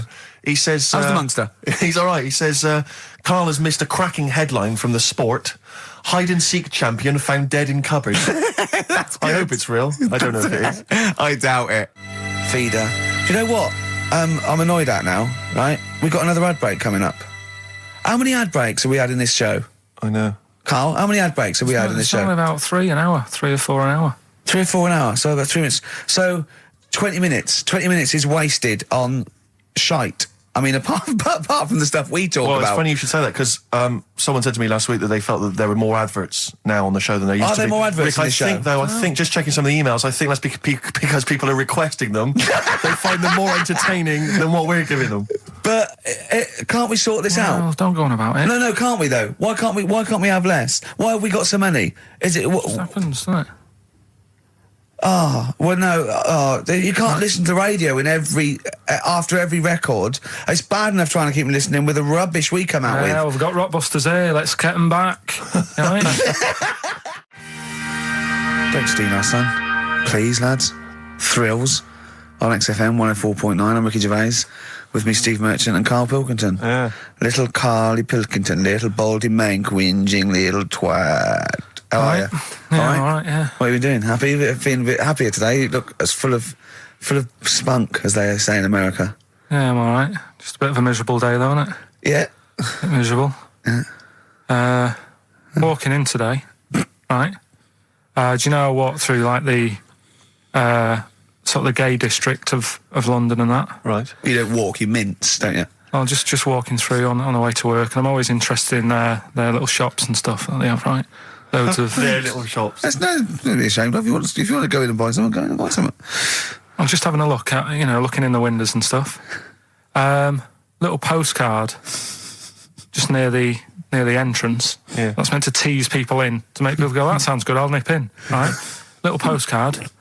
Free butt plugs with every sale. That's great. How did we get from 5p off milk to free butt plugs with every sale? Wow. What society come to? Well, it's because we're liberated, Rick. Yeah. It's an open society. What did you buy to get them? You didn't buy... I didn't. But what's the purpose? What, of the poster or of butt plugs? Butt plugs. Because I really, honestly You don't... shove them up your arse, don't you? Whoa, slow down, bum. Shove them up your bum. Yeah. But when? Is that just like when you doing whatever, doing stuff around the house, or... I think it's not to keep things out. Is it like you would use a plug in the sink to keep, the water in the sink? Oh, if you're not gay. Get that? Oh, yeah, no, I know what you mean, yeah. I don't know. No entry. What is it? I mean, I don't understand what I that's don't know. I assume it either feels good or are they... well, I've got to be careful here. Or are they sort of like breaking it in? Right, yeah. Do you know what I mean? Like it's like a shoehorn. Sure. or It's like when you stick paper in your shoes if they're a bit tight. Or those people who sort of like put little bits of wood in their lips, and then as soon they've got big plates in their lips. Yeah. Same as the butt plug. It means you can, you're ready for anything. I don't know, do I? Carl's face. Well, if you know what butt plugs are used for, then why not get in touch? Ricky.Gervais at XFM.co.uk. What do you think? If there's any... I can't believe we're already on this subject. I know. It's 1:05 and we're I was going to say then, if there's any people who use butt plugs, and I was thinking that Karl would have said, well, they're not up yet. Yeah. Because they go out late. No, but what is it? We're award-winning people. We've written a TV Not on show. radio, though. Not on radio. We're rubbish on radio. I know, but We've got nothing to lose. But I always say to you, Steve, that I like educating people and that. Now, the way I see it is I didn't know what they were. Let's phone to go. Someone might know about butt plugs. All right, we'll get No, get them on. Get them on. Ask them. No, because they might say something dodgy. Oh! Yeah, whereas, what have we just been doing? Just take a chance. Take a chance and tell them not to swear. Well, you tell them. Okay. Right, Steve, I haven't got my headphones on. Hello, who's that? Hold on. Who, sorry? Nicholas. Nicholas, hello, mate. You're not going to swear, are you? No, I'm not going to Keep it clean. Yeah. Keep them keen. What were you calling about?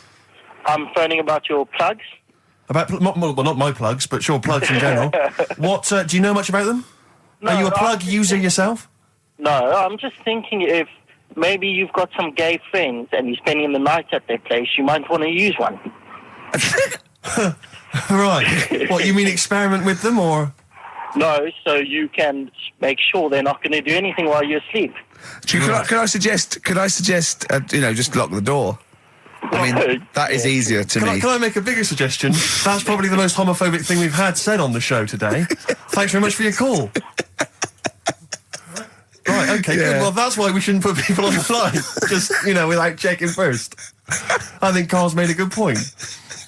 That's the calibre of listener we've got. Karl, come on, what's the matter with you? Oh, Thorns. that's all. No blue sky. Beautiful, isn't it? And that great track. It's all right, yeah. Just had an email, yeah. That woman who opened the Office script could have her head cut off. Apparently. When a letter is posted, it becomes the property of the Queen until it reaches the person it was meant for. By opening it, she's committed treason and could be killed.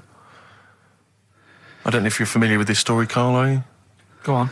Apparently, some copies of the Office Christmas specials scripts got sent to the wrong address. Some woman. And, I mean, I don't know what you do in that situation. Normally, if I get mail that's not addressed to me, I just give it to the postman or put it back in the postbox. Radio 1 tried to speak to her, but apparently she's got a gagging order, which makes us think that she sold it to the Sunday. So we'll read it.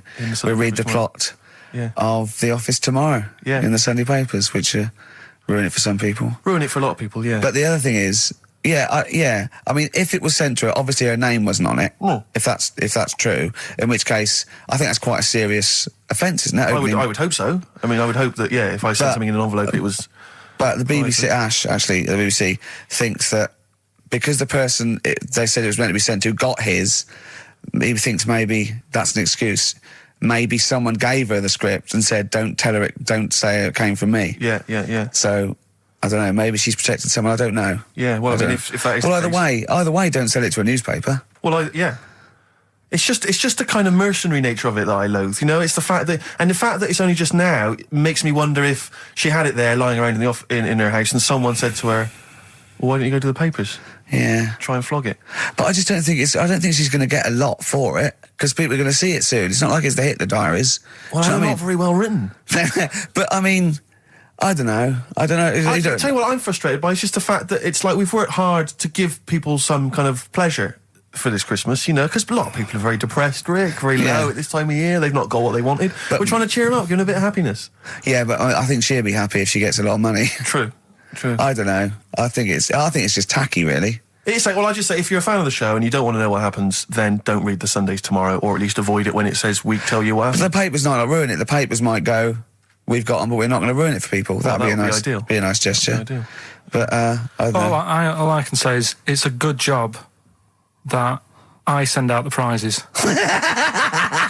Because that Michael Palin Around the World in 80 Days will be going to the person who won it. Yeah. And if someone else receives it, they better not try and, do you know what I mean, keep it. It should go to the winner. Yeah, exactly. Right? That is a very good point. So, be warned. Don't open things that weren't addressed to you. Yeah. I did Pandora's that time, box. There's some sort of lesson there. Yeah. What happened? All the evils of the world, wasn't it? Pretty much.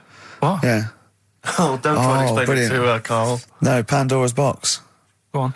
Well, told not to open it, opened it, released all the evils that are in the world now. But did the person say if you open it, loads of evil will come out? It's not true. It's not true. It didn't really happen. It's not like evolution. It's not the truth. But you remember that? Yeah, you won't listen to some of my stuff, like goldfish and stuff. No, it's not that we don't listen to it. It's that you would pass off how all the evils in the world got here. Because on Anna Nova it would be, Pandora opens box. Outcast. Hey Ya on XFM 104.9. I'm Ricky Gervais. With me, Steve Merchant.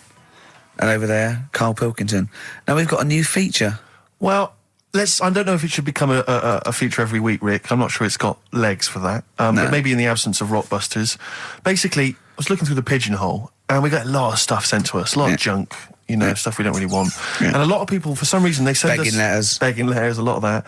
We get sent a lot of CDs by people, bands, artists, who have not yet been signed. Maybe they've knocked something together in their bedroom. They got a band... And they just, for some reason, they want our feedback. They want us to sort of give them some thoughts on what they think, where they're going wrong, stuff like that.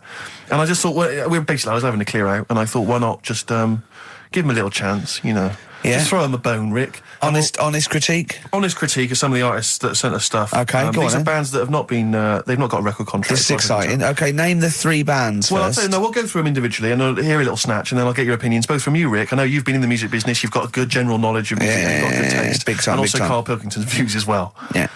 We know what to think of them. So this first band is called Kellerton Road. I'm sure they're very excited. As I said their name then, they probably can't believe it. They're phoning each other now. They're getting so excited. All friends are phoning them now. Yeah, Turn your phone off. They can't people in this band. You don't want to... Yeah. Well, okay, then Kellerton Road. Kellerton Road. Play a track from them. So that's Kellerton Road. I think that's a track called Secretly. And looking on the back here, there's 6 of them in the band. They all pretty much look the same. They've got the long hair, the usual sort of look. What do you make of them, Rick? All right. Yeah? Quite like that? Good, yeah. I mean, bit generic. The chorus was a little bit simplistic. I like good production, good musicianship. Reminds you of something maybe like the Thrills, that sort of thing? Yeah. I mean, yeah, good. Jukebox or junk box? What's a junk box? I'm just trying to make it sound snappy. Jukebox or junk box? Don't, because you haven't got it. Don't ever stick to what you're good at. Okay. What, being sexy? Just sort of watching Doctor Who and stuff. You like that, don't you? Yeah, I love it. Okay, then, right, what's the next one? So, let's just ask Karl Pilkington's opinion. Karl, what were your thoughts? Yeah, it's all right. Yeah? That's it, is it? Yep. Is that why you're no longer right for the enemy? Go on. So what's this next one you've got for us then, Karl? Toffee. Toffee? It's called Born Depressed. Oh, dear. Brilliant. Is it about you? I quite like that. Yeah? That's sort of bit glammy, bit underground. Yeah. What do you make of the name, Toffee? I don't like the name. It's not great, is it? No, but I quite like that track. Quite like the track. I'm just looking at the CD, they've made it themselves, and basically the band feature on there completely nude. Oh. What do you... Well, we know what we think of that. What do you think of that, Karl? Let's have a look, though. Have a look there. Well, that's no point, is it? There's quite a lot of blokes and there's one naked lady. Just having a look, though, Yeah. What are you looking at the blokes? What are you looking at? Why are you looking at the blokes? That's knob. Just having a look. But you look at their knob. I can see by the way your eyes are looking. I'm looking at the woman's knob, though. Well, she won't be happy with that. No, that's a bloke, Karl. Yeah, that's where you've been going wrong. Yeah, that's the woman. Yeah, that's what I was looking at, that one, the woman's knob, so that's all right. Yeah, good. So Rick, hit parade or shit parade? I don't know if it's going to be... I don't think it's going to be a hit yet, because I haven't got backup, but I think we're looking more about whether they get... A record deal. Do you think they deserve one? Yeah, thumbs up for both of them. Okay, excellent. Well done. All right, well done. And Karl, play the last one then. What did you make of it? Sorry, we didn't ask your opinion. We weren't interested. Like to see him on CD UK. Just like that on the CD cover. Okay, okay. And this last act, I think, is this right? Picture Centre? Yeah. Picture Centre. Picture Centre. My favourite. You like that? Yeah, that's my favourite out of all of them. Good, there's a bit of Amy Mann in there. A little bit Cocteau Twins. Yeah. No, really good. Really good, really intriguing, that. Karl Pilkington? Yeah, it's all right. If you didn't like it, what would you say? It's weird though, isn't it, music? No, do you know what I mean? It's like, it depends what you're doing. Do you know what I mean? That's all right. If you're just having a game of crib or whatever, it's just on in the background. That's the thing with music. I don't think you can sort of slag any of it off. It's times, and it depends what mood you're in and stuff. Yeah. So So this is a pointless feature. It's a pointless feature. We'll do it well, I again didn't come up with it. No, I don't. All right, don't slag it off. Okay, we'll do that again then. I was quite enjoying that, but okay. No, do you understand what I'm saying? Well, That it's not worth having an opinion about music. Well, I'm not that bothered. I'm just saying. imagine if he was on the panel of fame and going to be your pop idol. Yeah. That'd be great. He'd go along, and Nicky Chapman go, yeah, you've really improved. I really like that. I don't like what you're wearing. Dr. Fox, you were hot, baby. I loved it. Like your legs, like all your boobs and all that. Brilliant. Come to Carl. Not bothered. All right. Yeah. Brilliant. No, we'll keep it up. Play a record. Yeah. Oh, come on. This is my favourite. Can I change? Well, this is my favourite out of all four of them. Lynyrd Skynyrd. Yeah? Yeah. Yeah. Slam dunk this puppy. Jet and roll over DJ on XFM 104.9. All right? Carl, just an email, a question for you. Can you please let me know which school Carl went to? What school do you go to? Cessav. What? Cessav. Cessav? Yeah. What does that mean? It was on Cecil Avenue. Cecil Avenue in Manchester. Yeah. It's just he says, I'd like to know so that I don't send my kids to the same place. He also says, P.S., does Carl look like Gollum in Lord of the Rings? Yes. He does, doesn't he? Yeah. Yeah, that's very good. Yeah, in fact, I was just putting a little bald wig on you, wasn't I? Like he needs one. Yeah. So, if you Just want some a of the fun and games we have when the songs are on. Yeah, did it hurt? Just a little bit. The bit that worried me is when you said, let me just staple it. Yeah, well, I was trying to get it under your chin because it looked funnier, and he was scared. Oh. Can I just give you a little fact here? Someone's emailed in for you, Carl. They've sent an interesting fact for you. I think you're going to be interested in this. Don't read it on the email. Let me read it for you. I think you'll be excited. An interesting fact from Carl. That's from Toby. He says, Attila the Hun punished some fella who annoyed him by cutting off his arms and legs. You'll love this. And stitching his arms back where his legs should be, and vice versa. Look at his face. Look at the little smile that's just cracked on his lips. That is the kind of fact you've been waiting for all day, isn't it? So go on, again, so... Attila the Hun, right? Some guy he didn't like. He cut off his arms and his legs, and he stitched his legs on where his arms should be, and his arms where his legs should be. Look at him looking at his body, trying to picture it. Yeah. I'll let it sink in for a little while, then I'll ruin it for him. Carl, what are you thinking? I'm just picturing it. Well, he would have died. It would have been tokenistic. There's no way that person could have lived through it. So it was just for Attila the Hun's fun. He probably put him on a stick outside his gate or something. There's no way in those days that he could have gone through complete limb amputation and... So would he have wore a jumper for pants? Who's the winner of the competition? From Walthamstow, it's Joe Ogden. Well done, Joe. You got the correct answer, which was what? The fella with two heads at number 50. Number 50. Is that it? Are we off? Yeah, that's it. Yeah. All right. Cheers. More of the same drivel next week. Bye. Placebo, Special Needs on XFM 104.9. Email in where Lanzarote is. I don't know if it's Italy or Spain or Europe or maybe Africa. You know, these are the sort of things, these are the reasons I come into it, to at least learn something, innit, Carl? We've stopped educating Ricky, so I've stopped learning, you know, about things like the woman who ate mud all her life. We've had a lot of emails, Carl. I don't want to sort of put a dampener on your Christmas, but a lot of people have been slagging off Lanzarote. One of them just said, well, one of them, I don't know if I can find it. It is Canaria, isn't it? It's Gran, it is one of the Canaries, isn't it? It's a volcanic island covered in volcanic dust. It's very windy, so you have to dig a hole to sit in on the beach, and there's hardly anything to do. That's from Mike Godham, he says, unless you like quad biking. Well, you know, you've seen what happened to... no, don't go quad biking. Not with your little head. There's no protection at all, is there? I don't know what you're thinking. I don't know. At least Rick Mann and Ozzy had lots of hair. Yours would be like Humpty Dumpty. It would crack like a little egg. And then we'd seen, there's no kings or kings horses. So, well, they couldn't do the job anyway. No, they shouldn't really send them. They're not really qualified. Horses not equipped to put back a medical man like Neil Fox in. Yes. To mend but not eggs. Some kind of military horse. I bet he's had egg on his face a few times, hasn't he? What, Foxy? Yeah. Well, most of the series are Pop Idol. Right, Carl. Lanzarote, good or bad? Well, you got to give it a go, haven't you? Yeah, well done. Give everywhere a go. Exactly. That's what I was saying. You know, don't just take the word for it. I mean, if it had said an Ananova, Lanzarote shit, he'd have believed it. Sure. You know, if he'd have overheard it in a pub, Yeah. Lanzarote a crap, he'd have believed it. He'd have seen it on a website that was mainly concerned with monkeys and witches, he'd have believed it. Yeah. As it is. Everybody raves about New York, and when I went there, I thought it was rubbish. Well, you're an idiot then, because that is possibly the greatest city in the world, along with London. Subjective, though. That's why they have holiday programmes and that, innit? So you see it and you decide for yourself and that. Yeah, but you saw Venice on a holiday programme, as you put it. You went there and you went, it was rubbish, full of black bin liners. Well, it is. Right. Didn't they show that? It stunk. Didn't Judith Chalmers say that? Oh, it stinks here and there's loads of rubbish everywhere. No, she didn't. Did she mention that? Oh, that's what I mean.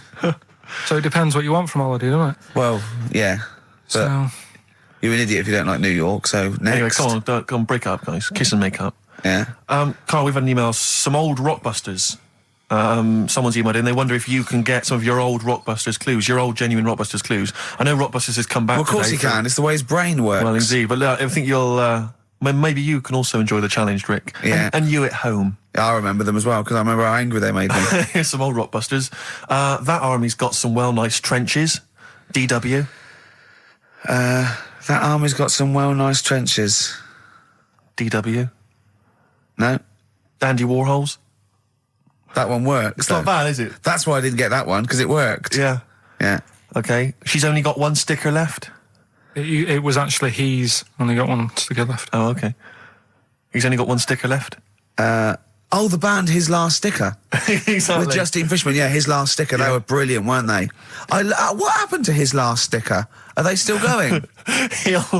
He'll strap some chocolate to your feet. That's A. A band or artist. A. He'll strap some chocolate to your feet. Go on. Aerosmith. I don't know really what that means, but... And finally, you'll have to... Aero Cobbler. Well, yeah. The well-known Aero Cobbler. And you'll have to stick her in the oven. AB. You'll have to stick her in the oven. See, he thinks blacksmith means, like, just shoes. Like, it's not the smith. It's the smith part. A smith is just a right, isn't it? So it doesn't... I don't know... Aerosmith. What does that mean, Carl? What does that mean? Come on, you'll have to stick her in the oven. AB. Yeah, I know that one. Yeah? Yeah. What is it? But it doesn't work. Apparently it does. You'll have to stick her in the oven. AB. Single or artist? What, Anita Baker? Anita Baker. Why you have to stick her in the oven? I need to bake her. Oh, I need to. But why didn't you say, like, you'll have to get his hair cut and put a nice white chef's hat on? That's Anita Baker. See, that works. That works, Carl. I need to bake her. Doesn't work. It is shite. Okay, well, listen, before you judge, listen to today's Rockbusters. Okay. They're here with us now. Here's Karl Pilkington. Brought He's it got back them. just for Christmas. Brilliant. I've only got two, really. What? Because I was trying to work one out before, right, in my little room. Yeah. I was looking at different band names, thinking, what can I do? Yeah. Couldn't concentrate, because Ricky was in there, trying to spray deodorant all over the place. Right? Well, you should have done them yesterday. You should have shut me out. Right. So there's just two. Brilliant. Well, Okay. I've kind of got an idea for the third one. fine, I'll yeah. have a go. Yeah. Right, so anyway, the first one... Should we play a record and come back to this? We'll do it quickly, we'll do it quickly. No, play a Alright, record. This is then. rubbish. Yeah. Rubbish. Libertines. Useless. Give me the gifts. Let me have a look what prizes you've got. Libertines, Don't Look Back Into the Sun on XFM.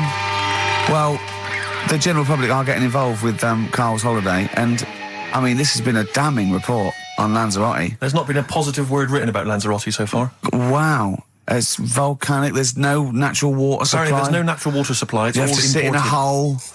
What do you think of this, Karl? What do you think of the people that want you to know that you're going to a rubbish place when you can't change it? What do you think of that? Rubbish though, will it? What do you mean? All right. What do you mean it'll be right? Because I'm going to go there thinking, oh, there's no water and that, and there will be water. No, they didn't say there's no water. What did they say then? There's no natural water supply. Whatever. I'm not bothered. It doesn't bother me. All right. I'm going to have a good time and that. What are you going to do? What's your plan to do? Got a book. What book you got? Rich Hall book. I'm just going to read that. So, Brilliant. And the weather's better than here, isn't it? Yeah. So...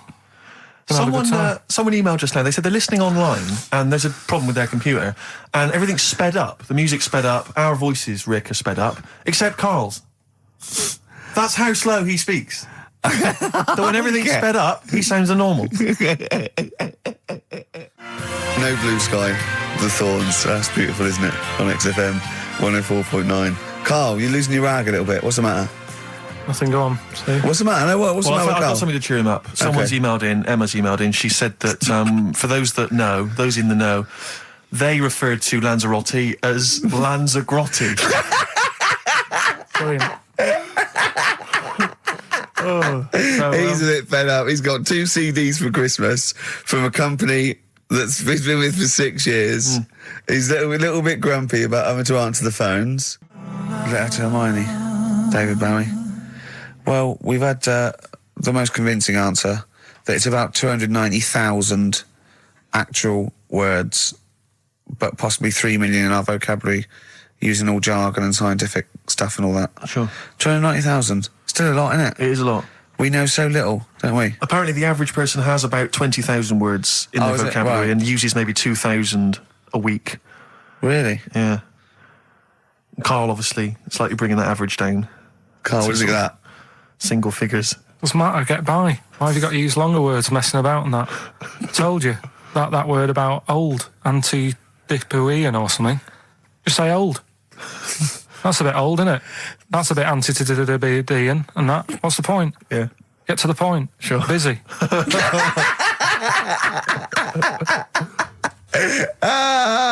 Right, okay. Are you in a film this week, Karl?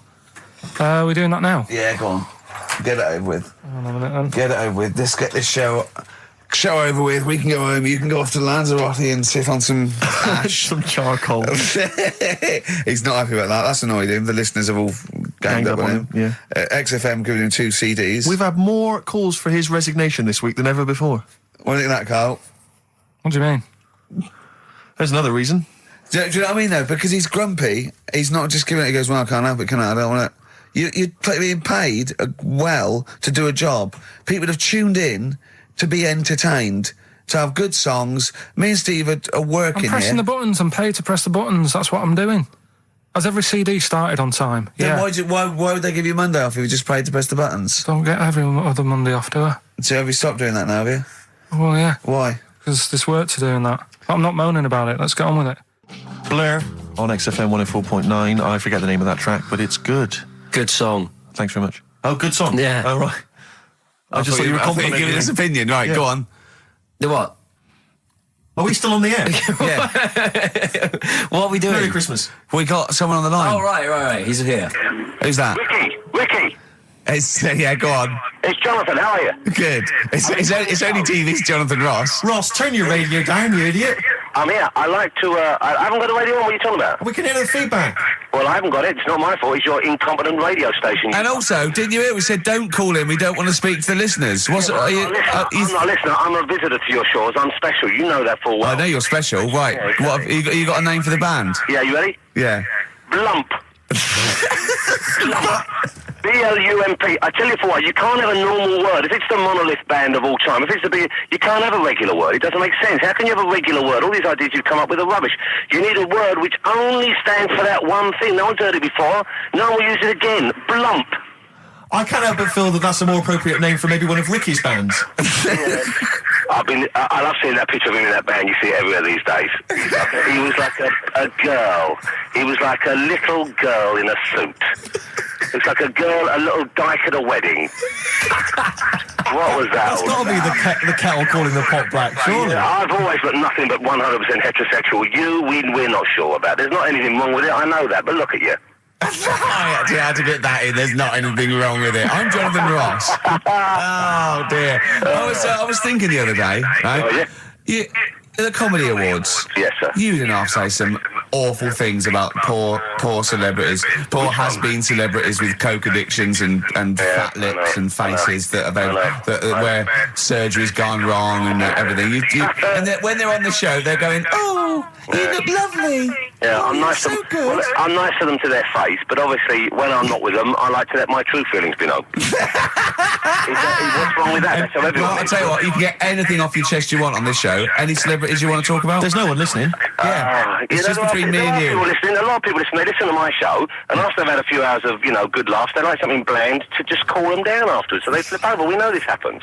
Did you mention my DVD on your radio show? You know what? I forgot to mention it. Christ! I meant to mention by the office, but I forgot to mention it. And then I thought afterwards, it's not like he needs the cash, is it? It's not like he needs it. It's not like it is, but he's probably earned more money in a short space. You're like a lottery winner, and you've got about as much taste.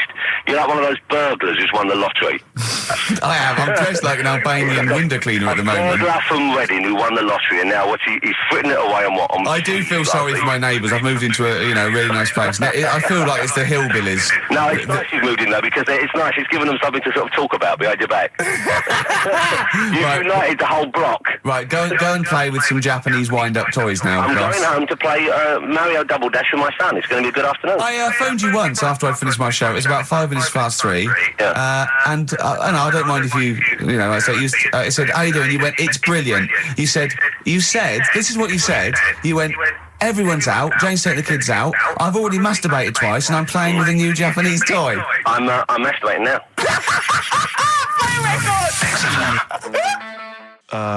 Kings of Leon, Wasted Time on XFM 104.9. Sorry, I was sidetracked there by just some of the band names. Now listen, I want to put in 2 of my own. I want to win that pile of tat out there, right? I've got 2 names here, okay? We should just remind people in case they've just tuned in. Oh yeah, Ian Canfield has chosen his mega band of all time. He's got Keith Moon on drums, he's got Lemmy on bass, he's got Keith Richard on guitar, he's got, who have you got singing? Robert Plant. Plant. And their manager is Vance. But he needs to announce them at Wembley Arena. They're already sold out. They're at number 1 in the album charts. They're the greatest rock band of all time. And I've got 2 suggestions. Okay. What about this? Please welcome to the stage. Tungsten lung hemorrhage. Yeah, good. Yeah? Please welcome to the stage. God dildo. God dildo, interesting. Nice juxtaposition there of God, the almighty creator, and a dildo. Nice use of some contrasting imagery there. Yeah. Powerful and topical. Tungsten lung hemorrhage. Yeah. We've had a couple also on the email. People didn't really include their names, but who cares? Please welcome to the stage, Balls of Steel. Balls of Steel, yeah. And we've had like Brain Hammer. Yeah. Brain Hammer's good. Lots I like of Brain Hammer. brain-related stuff. Quite liking the idea of tumour fish.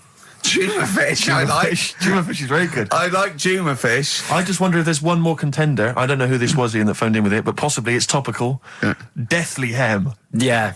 Deathly Hem. It's brilliant. Oh, it's Deathly Hem. Please welcome to the stage, Deathly Hem. It's Deathly Hem. Who's that? We've got to give it to I don't know who that was. Oh, well, if you came up with Deathly Hem, email again. Deathly Hem. It's the greatest name for the greatest rock band of all time. Will you please welcome to the stage, Deathly Hem. Cheering breaks, mind over money, XFM 104.9. I'm Ricky Gervais, Stephen Merchant, little Karl Pilkington. Yeah. A couple of emails. Different people have visited various tourist attractions. Oh, yeah. Let me see who's this from. Not quite sure. But thanks very much indeed for it. So, there's a link here. It's apparently in Devon. Barometer World. Brilliant. It's the world of barometers. It was established in 1979. And by one bloke who had a lot and thought, I can charge a quid for this, definitely. Here's the out of his own house, probably converted back scuttle. Exactly. Yeah, that's not a euphemism for a sexual act. But look at the webpage here, Rick. There's a picture of a beautiful barometer being held by a beautiful lady. Lovely. Who's definitely his daughter. Yes, definitely. Come on, Kathy. Oh, that. Dad, no. Come on. Undo your top a little bit. Dad, definitely made to do that. Yeah. Oh. That slight look of I hope no one I know sees. Just check out Barometer World. Barometer World. Yeah, that's available. If you want to check that out, www.barometerworld.com. That's Now, all the... barometers, do they work? They're to do with checking, is it the air pressure? Well, everything. But I think that's what it's based on, isn't it? Sort of low and high pressure, so it's going to rain, it's not going to rain. Yeah. Or going to be windy, but I wonder how accurate they are. I think in the days before satellite sort of weather surveillance systems, probably essential. Yeah. Nowadays... As essential as hanging some seaweed out by the back door? Probably. I think it's probably similar. I think it's the same one as holding a needle and thread over a pregnant woman. If it goes clockwise, it'd be a boy. Yeah. Yeah. The thing about a barometer is how far into the future can it predict? Exactly. How do you know? If it's a case of you may as well stick your head out the window to see if it's raining. Exactly. This barometer goes, oh, it's going to be windy and rainy. When? The barometer goes, soonish. Yeah. So I can't say, but it will, well, within the 7 days. I don't want to be specific because you'll have me. Yeah, yeah. I don't. But I mean, I'm just a barometer. I'm not really a weather person. Analyse the information. Yeah, brilliant. What's in there? What's happening in there? What chemicals are being affected? How does it work? I don't know. I assume it's probably something. Wait a minute, let me email Barometer World. What could it be? It could be quite interesting. It could be mercury that's based on a sort of temperature. It goes up with. Oh no, it's not temperature, is it, barometer? It's pressure. So it's probably just very fine. It's like a fine, very, very fine needle, isn't it? This is almost as embarrassing as last time we were on. We couldn't figure out what the name of the leader of China was. Was it the King of China? The Prince of China? Oh, this is where we were trying to imagine what it'd be like if all the Chinese people at once jumped up and down and made a big tidal wave. Tidal wave. But if you do know what the name of the leader of China is, we don't mean the name of the particular person in charge, but if it's a king of China, the emperor of China, the chancellor of China, the prime minister of China, didn't it? No, that was Japan. Yeah, this is it. I don't know what's the big guy in charge. Is he still the chairman? I know Chairman Mao was important. I think he was just the chairman. I think he just governed all the big meetings. Yeah, I don't know. He just kept the minutes. Head Chinaman? Head Chinaman. The major Chinaman. The top Chinaman. Number one Chinaman.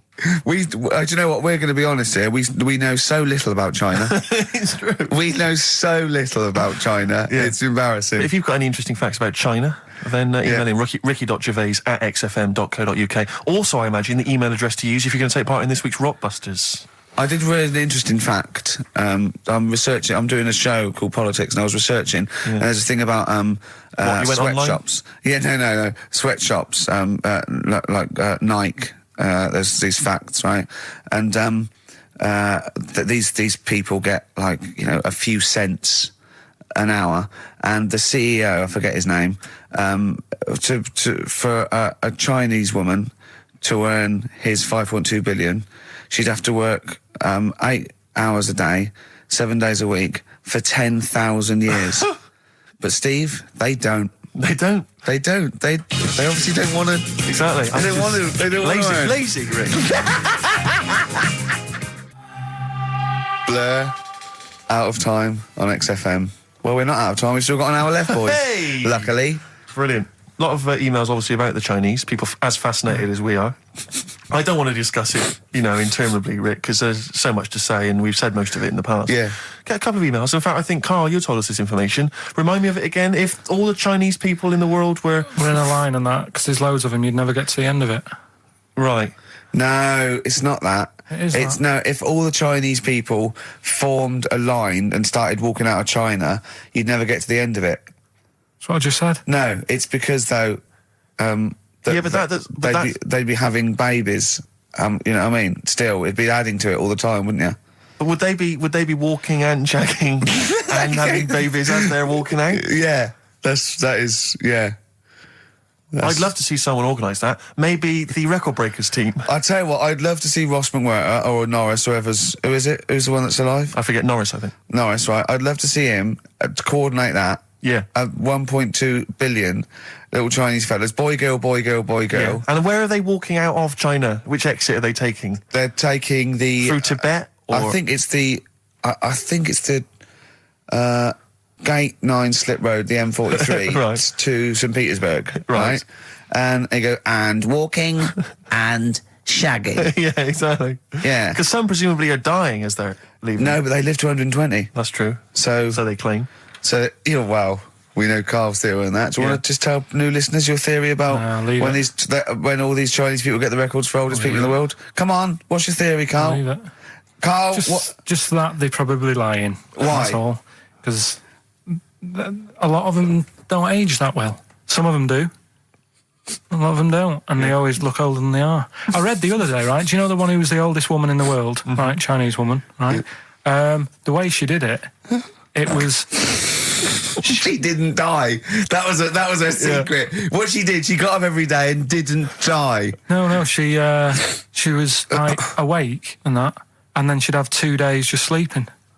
Right. So she wasn't really that old. What do you mean?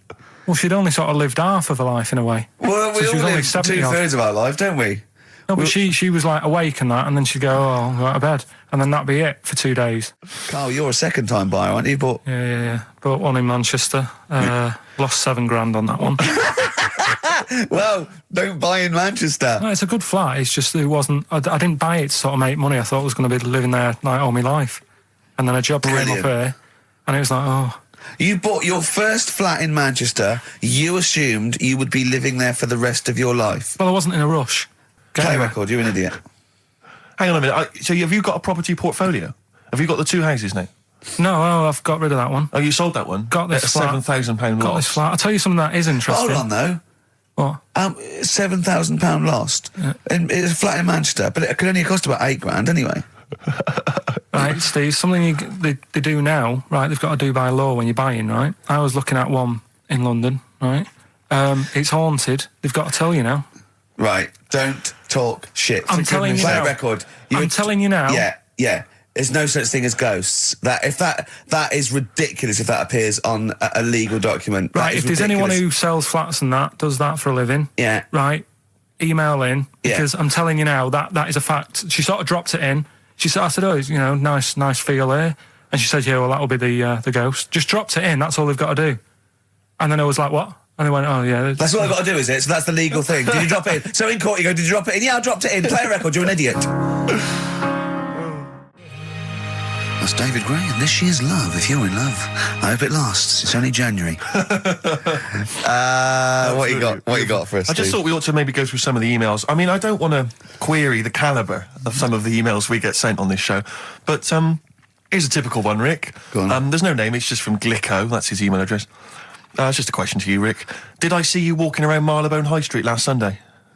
Yes. Okay. Well, I don't know. Well, I mean, I was in Marylebone High Street last Sunday, yeah. Yeah, but did you see Glicko? I didn't see Glicks. Okay. I didn't see the Glickster. But all right, this is one from M.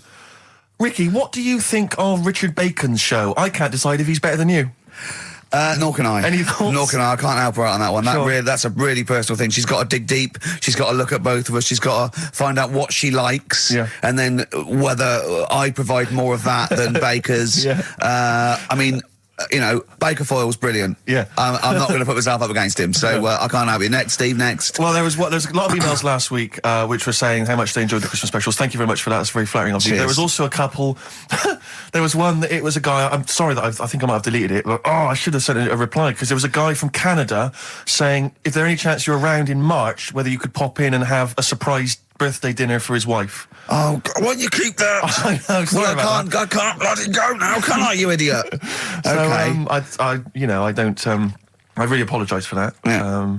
There's also, this is interesting, this is more for Carl, really. It seems unlikely. Is it from a doctor saying you're an idiot? We've got plenty of those. I tend to delete them. Okay, all right, yeah. Look at his face. No, it just says, don't like to complain, but I won the film competition about 5 or 6 weeks ago, and I haven't received my prizes. Oh dear, that's all Carl has to do on the show.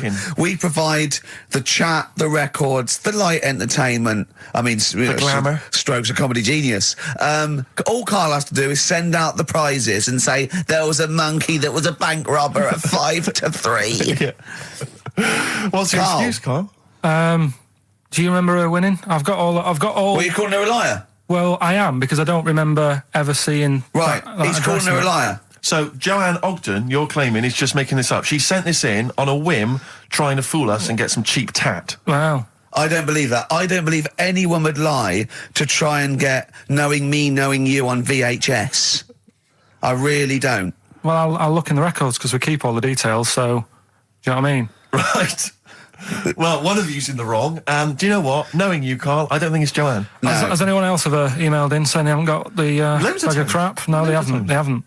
Well, one mistake's one too far, because that's one person. So, you might send out 30, but that one person, that's the first time they've won a competition. They want the history of wind narrated by Donald McIntyre on VHS. Yes. And, Stephen King's It on Betamax. Yeah. No, they sometimes they want the best of Primal Scream on a cassette. Exactly. So, You've got to make sure you're sending these files away. Yeah. Final email from Andy. He says, the webcam is pointing at the ceiling.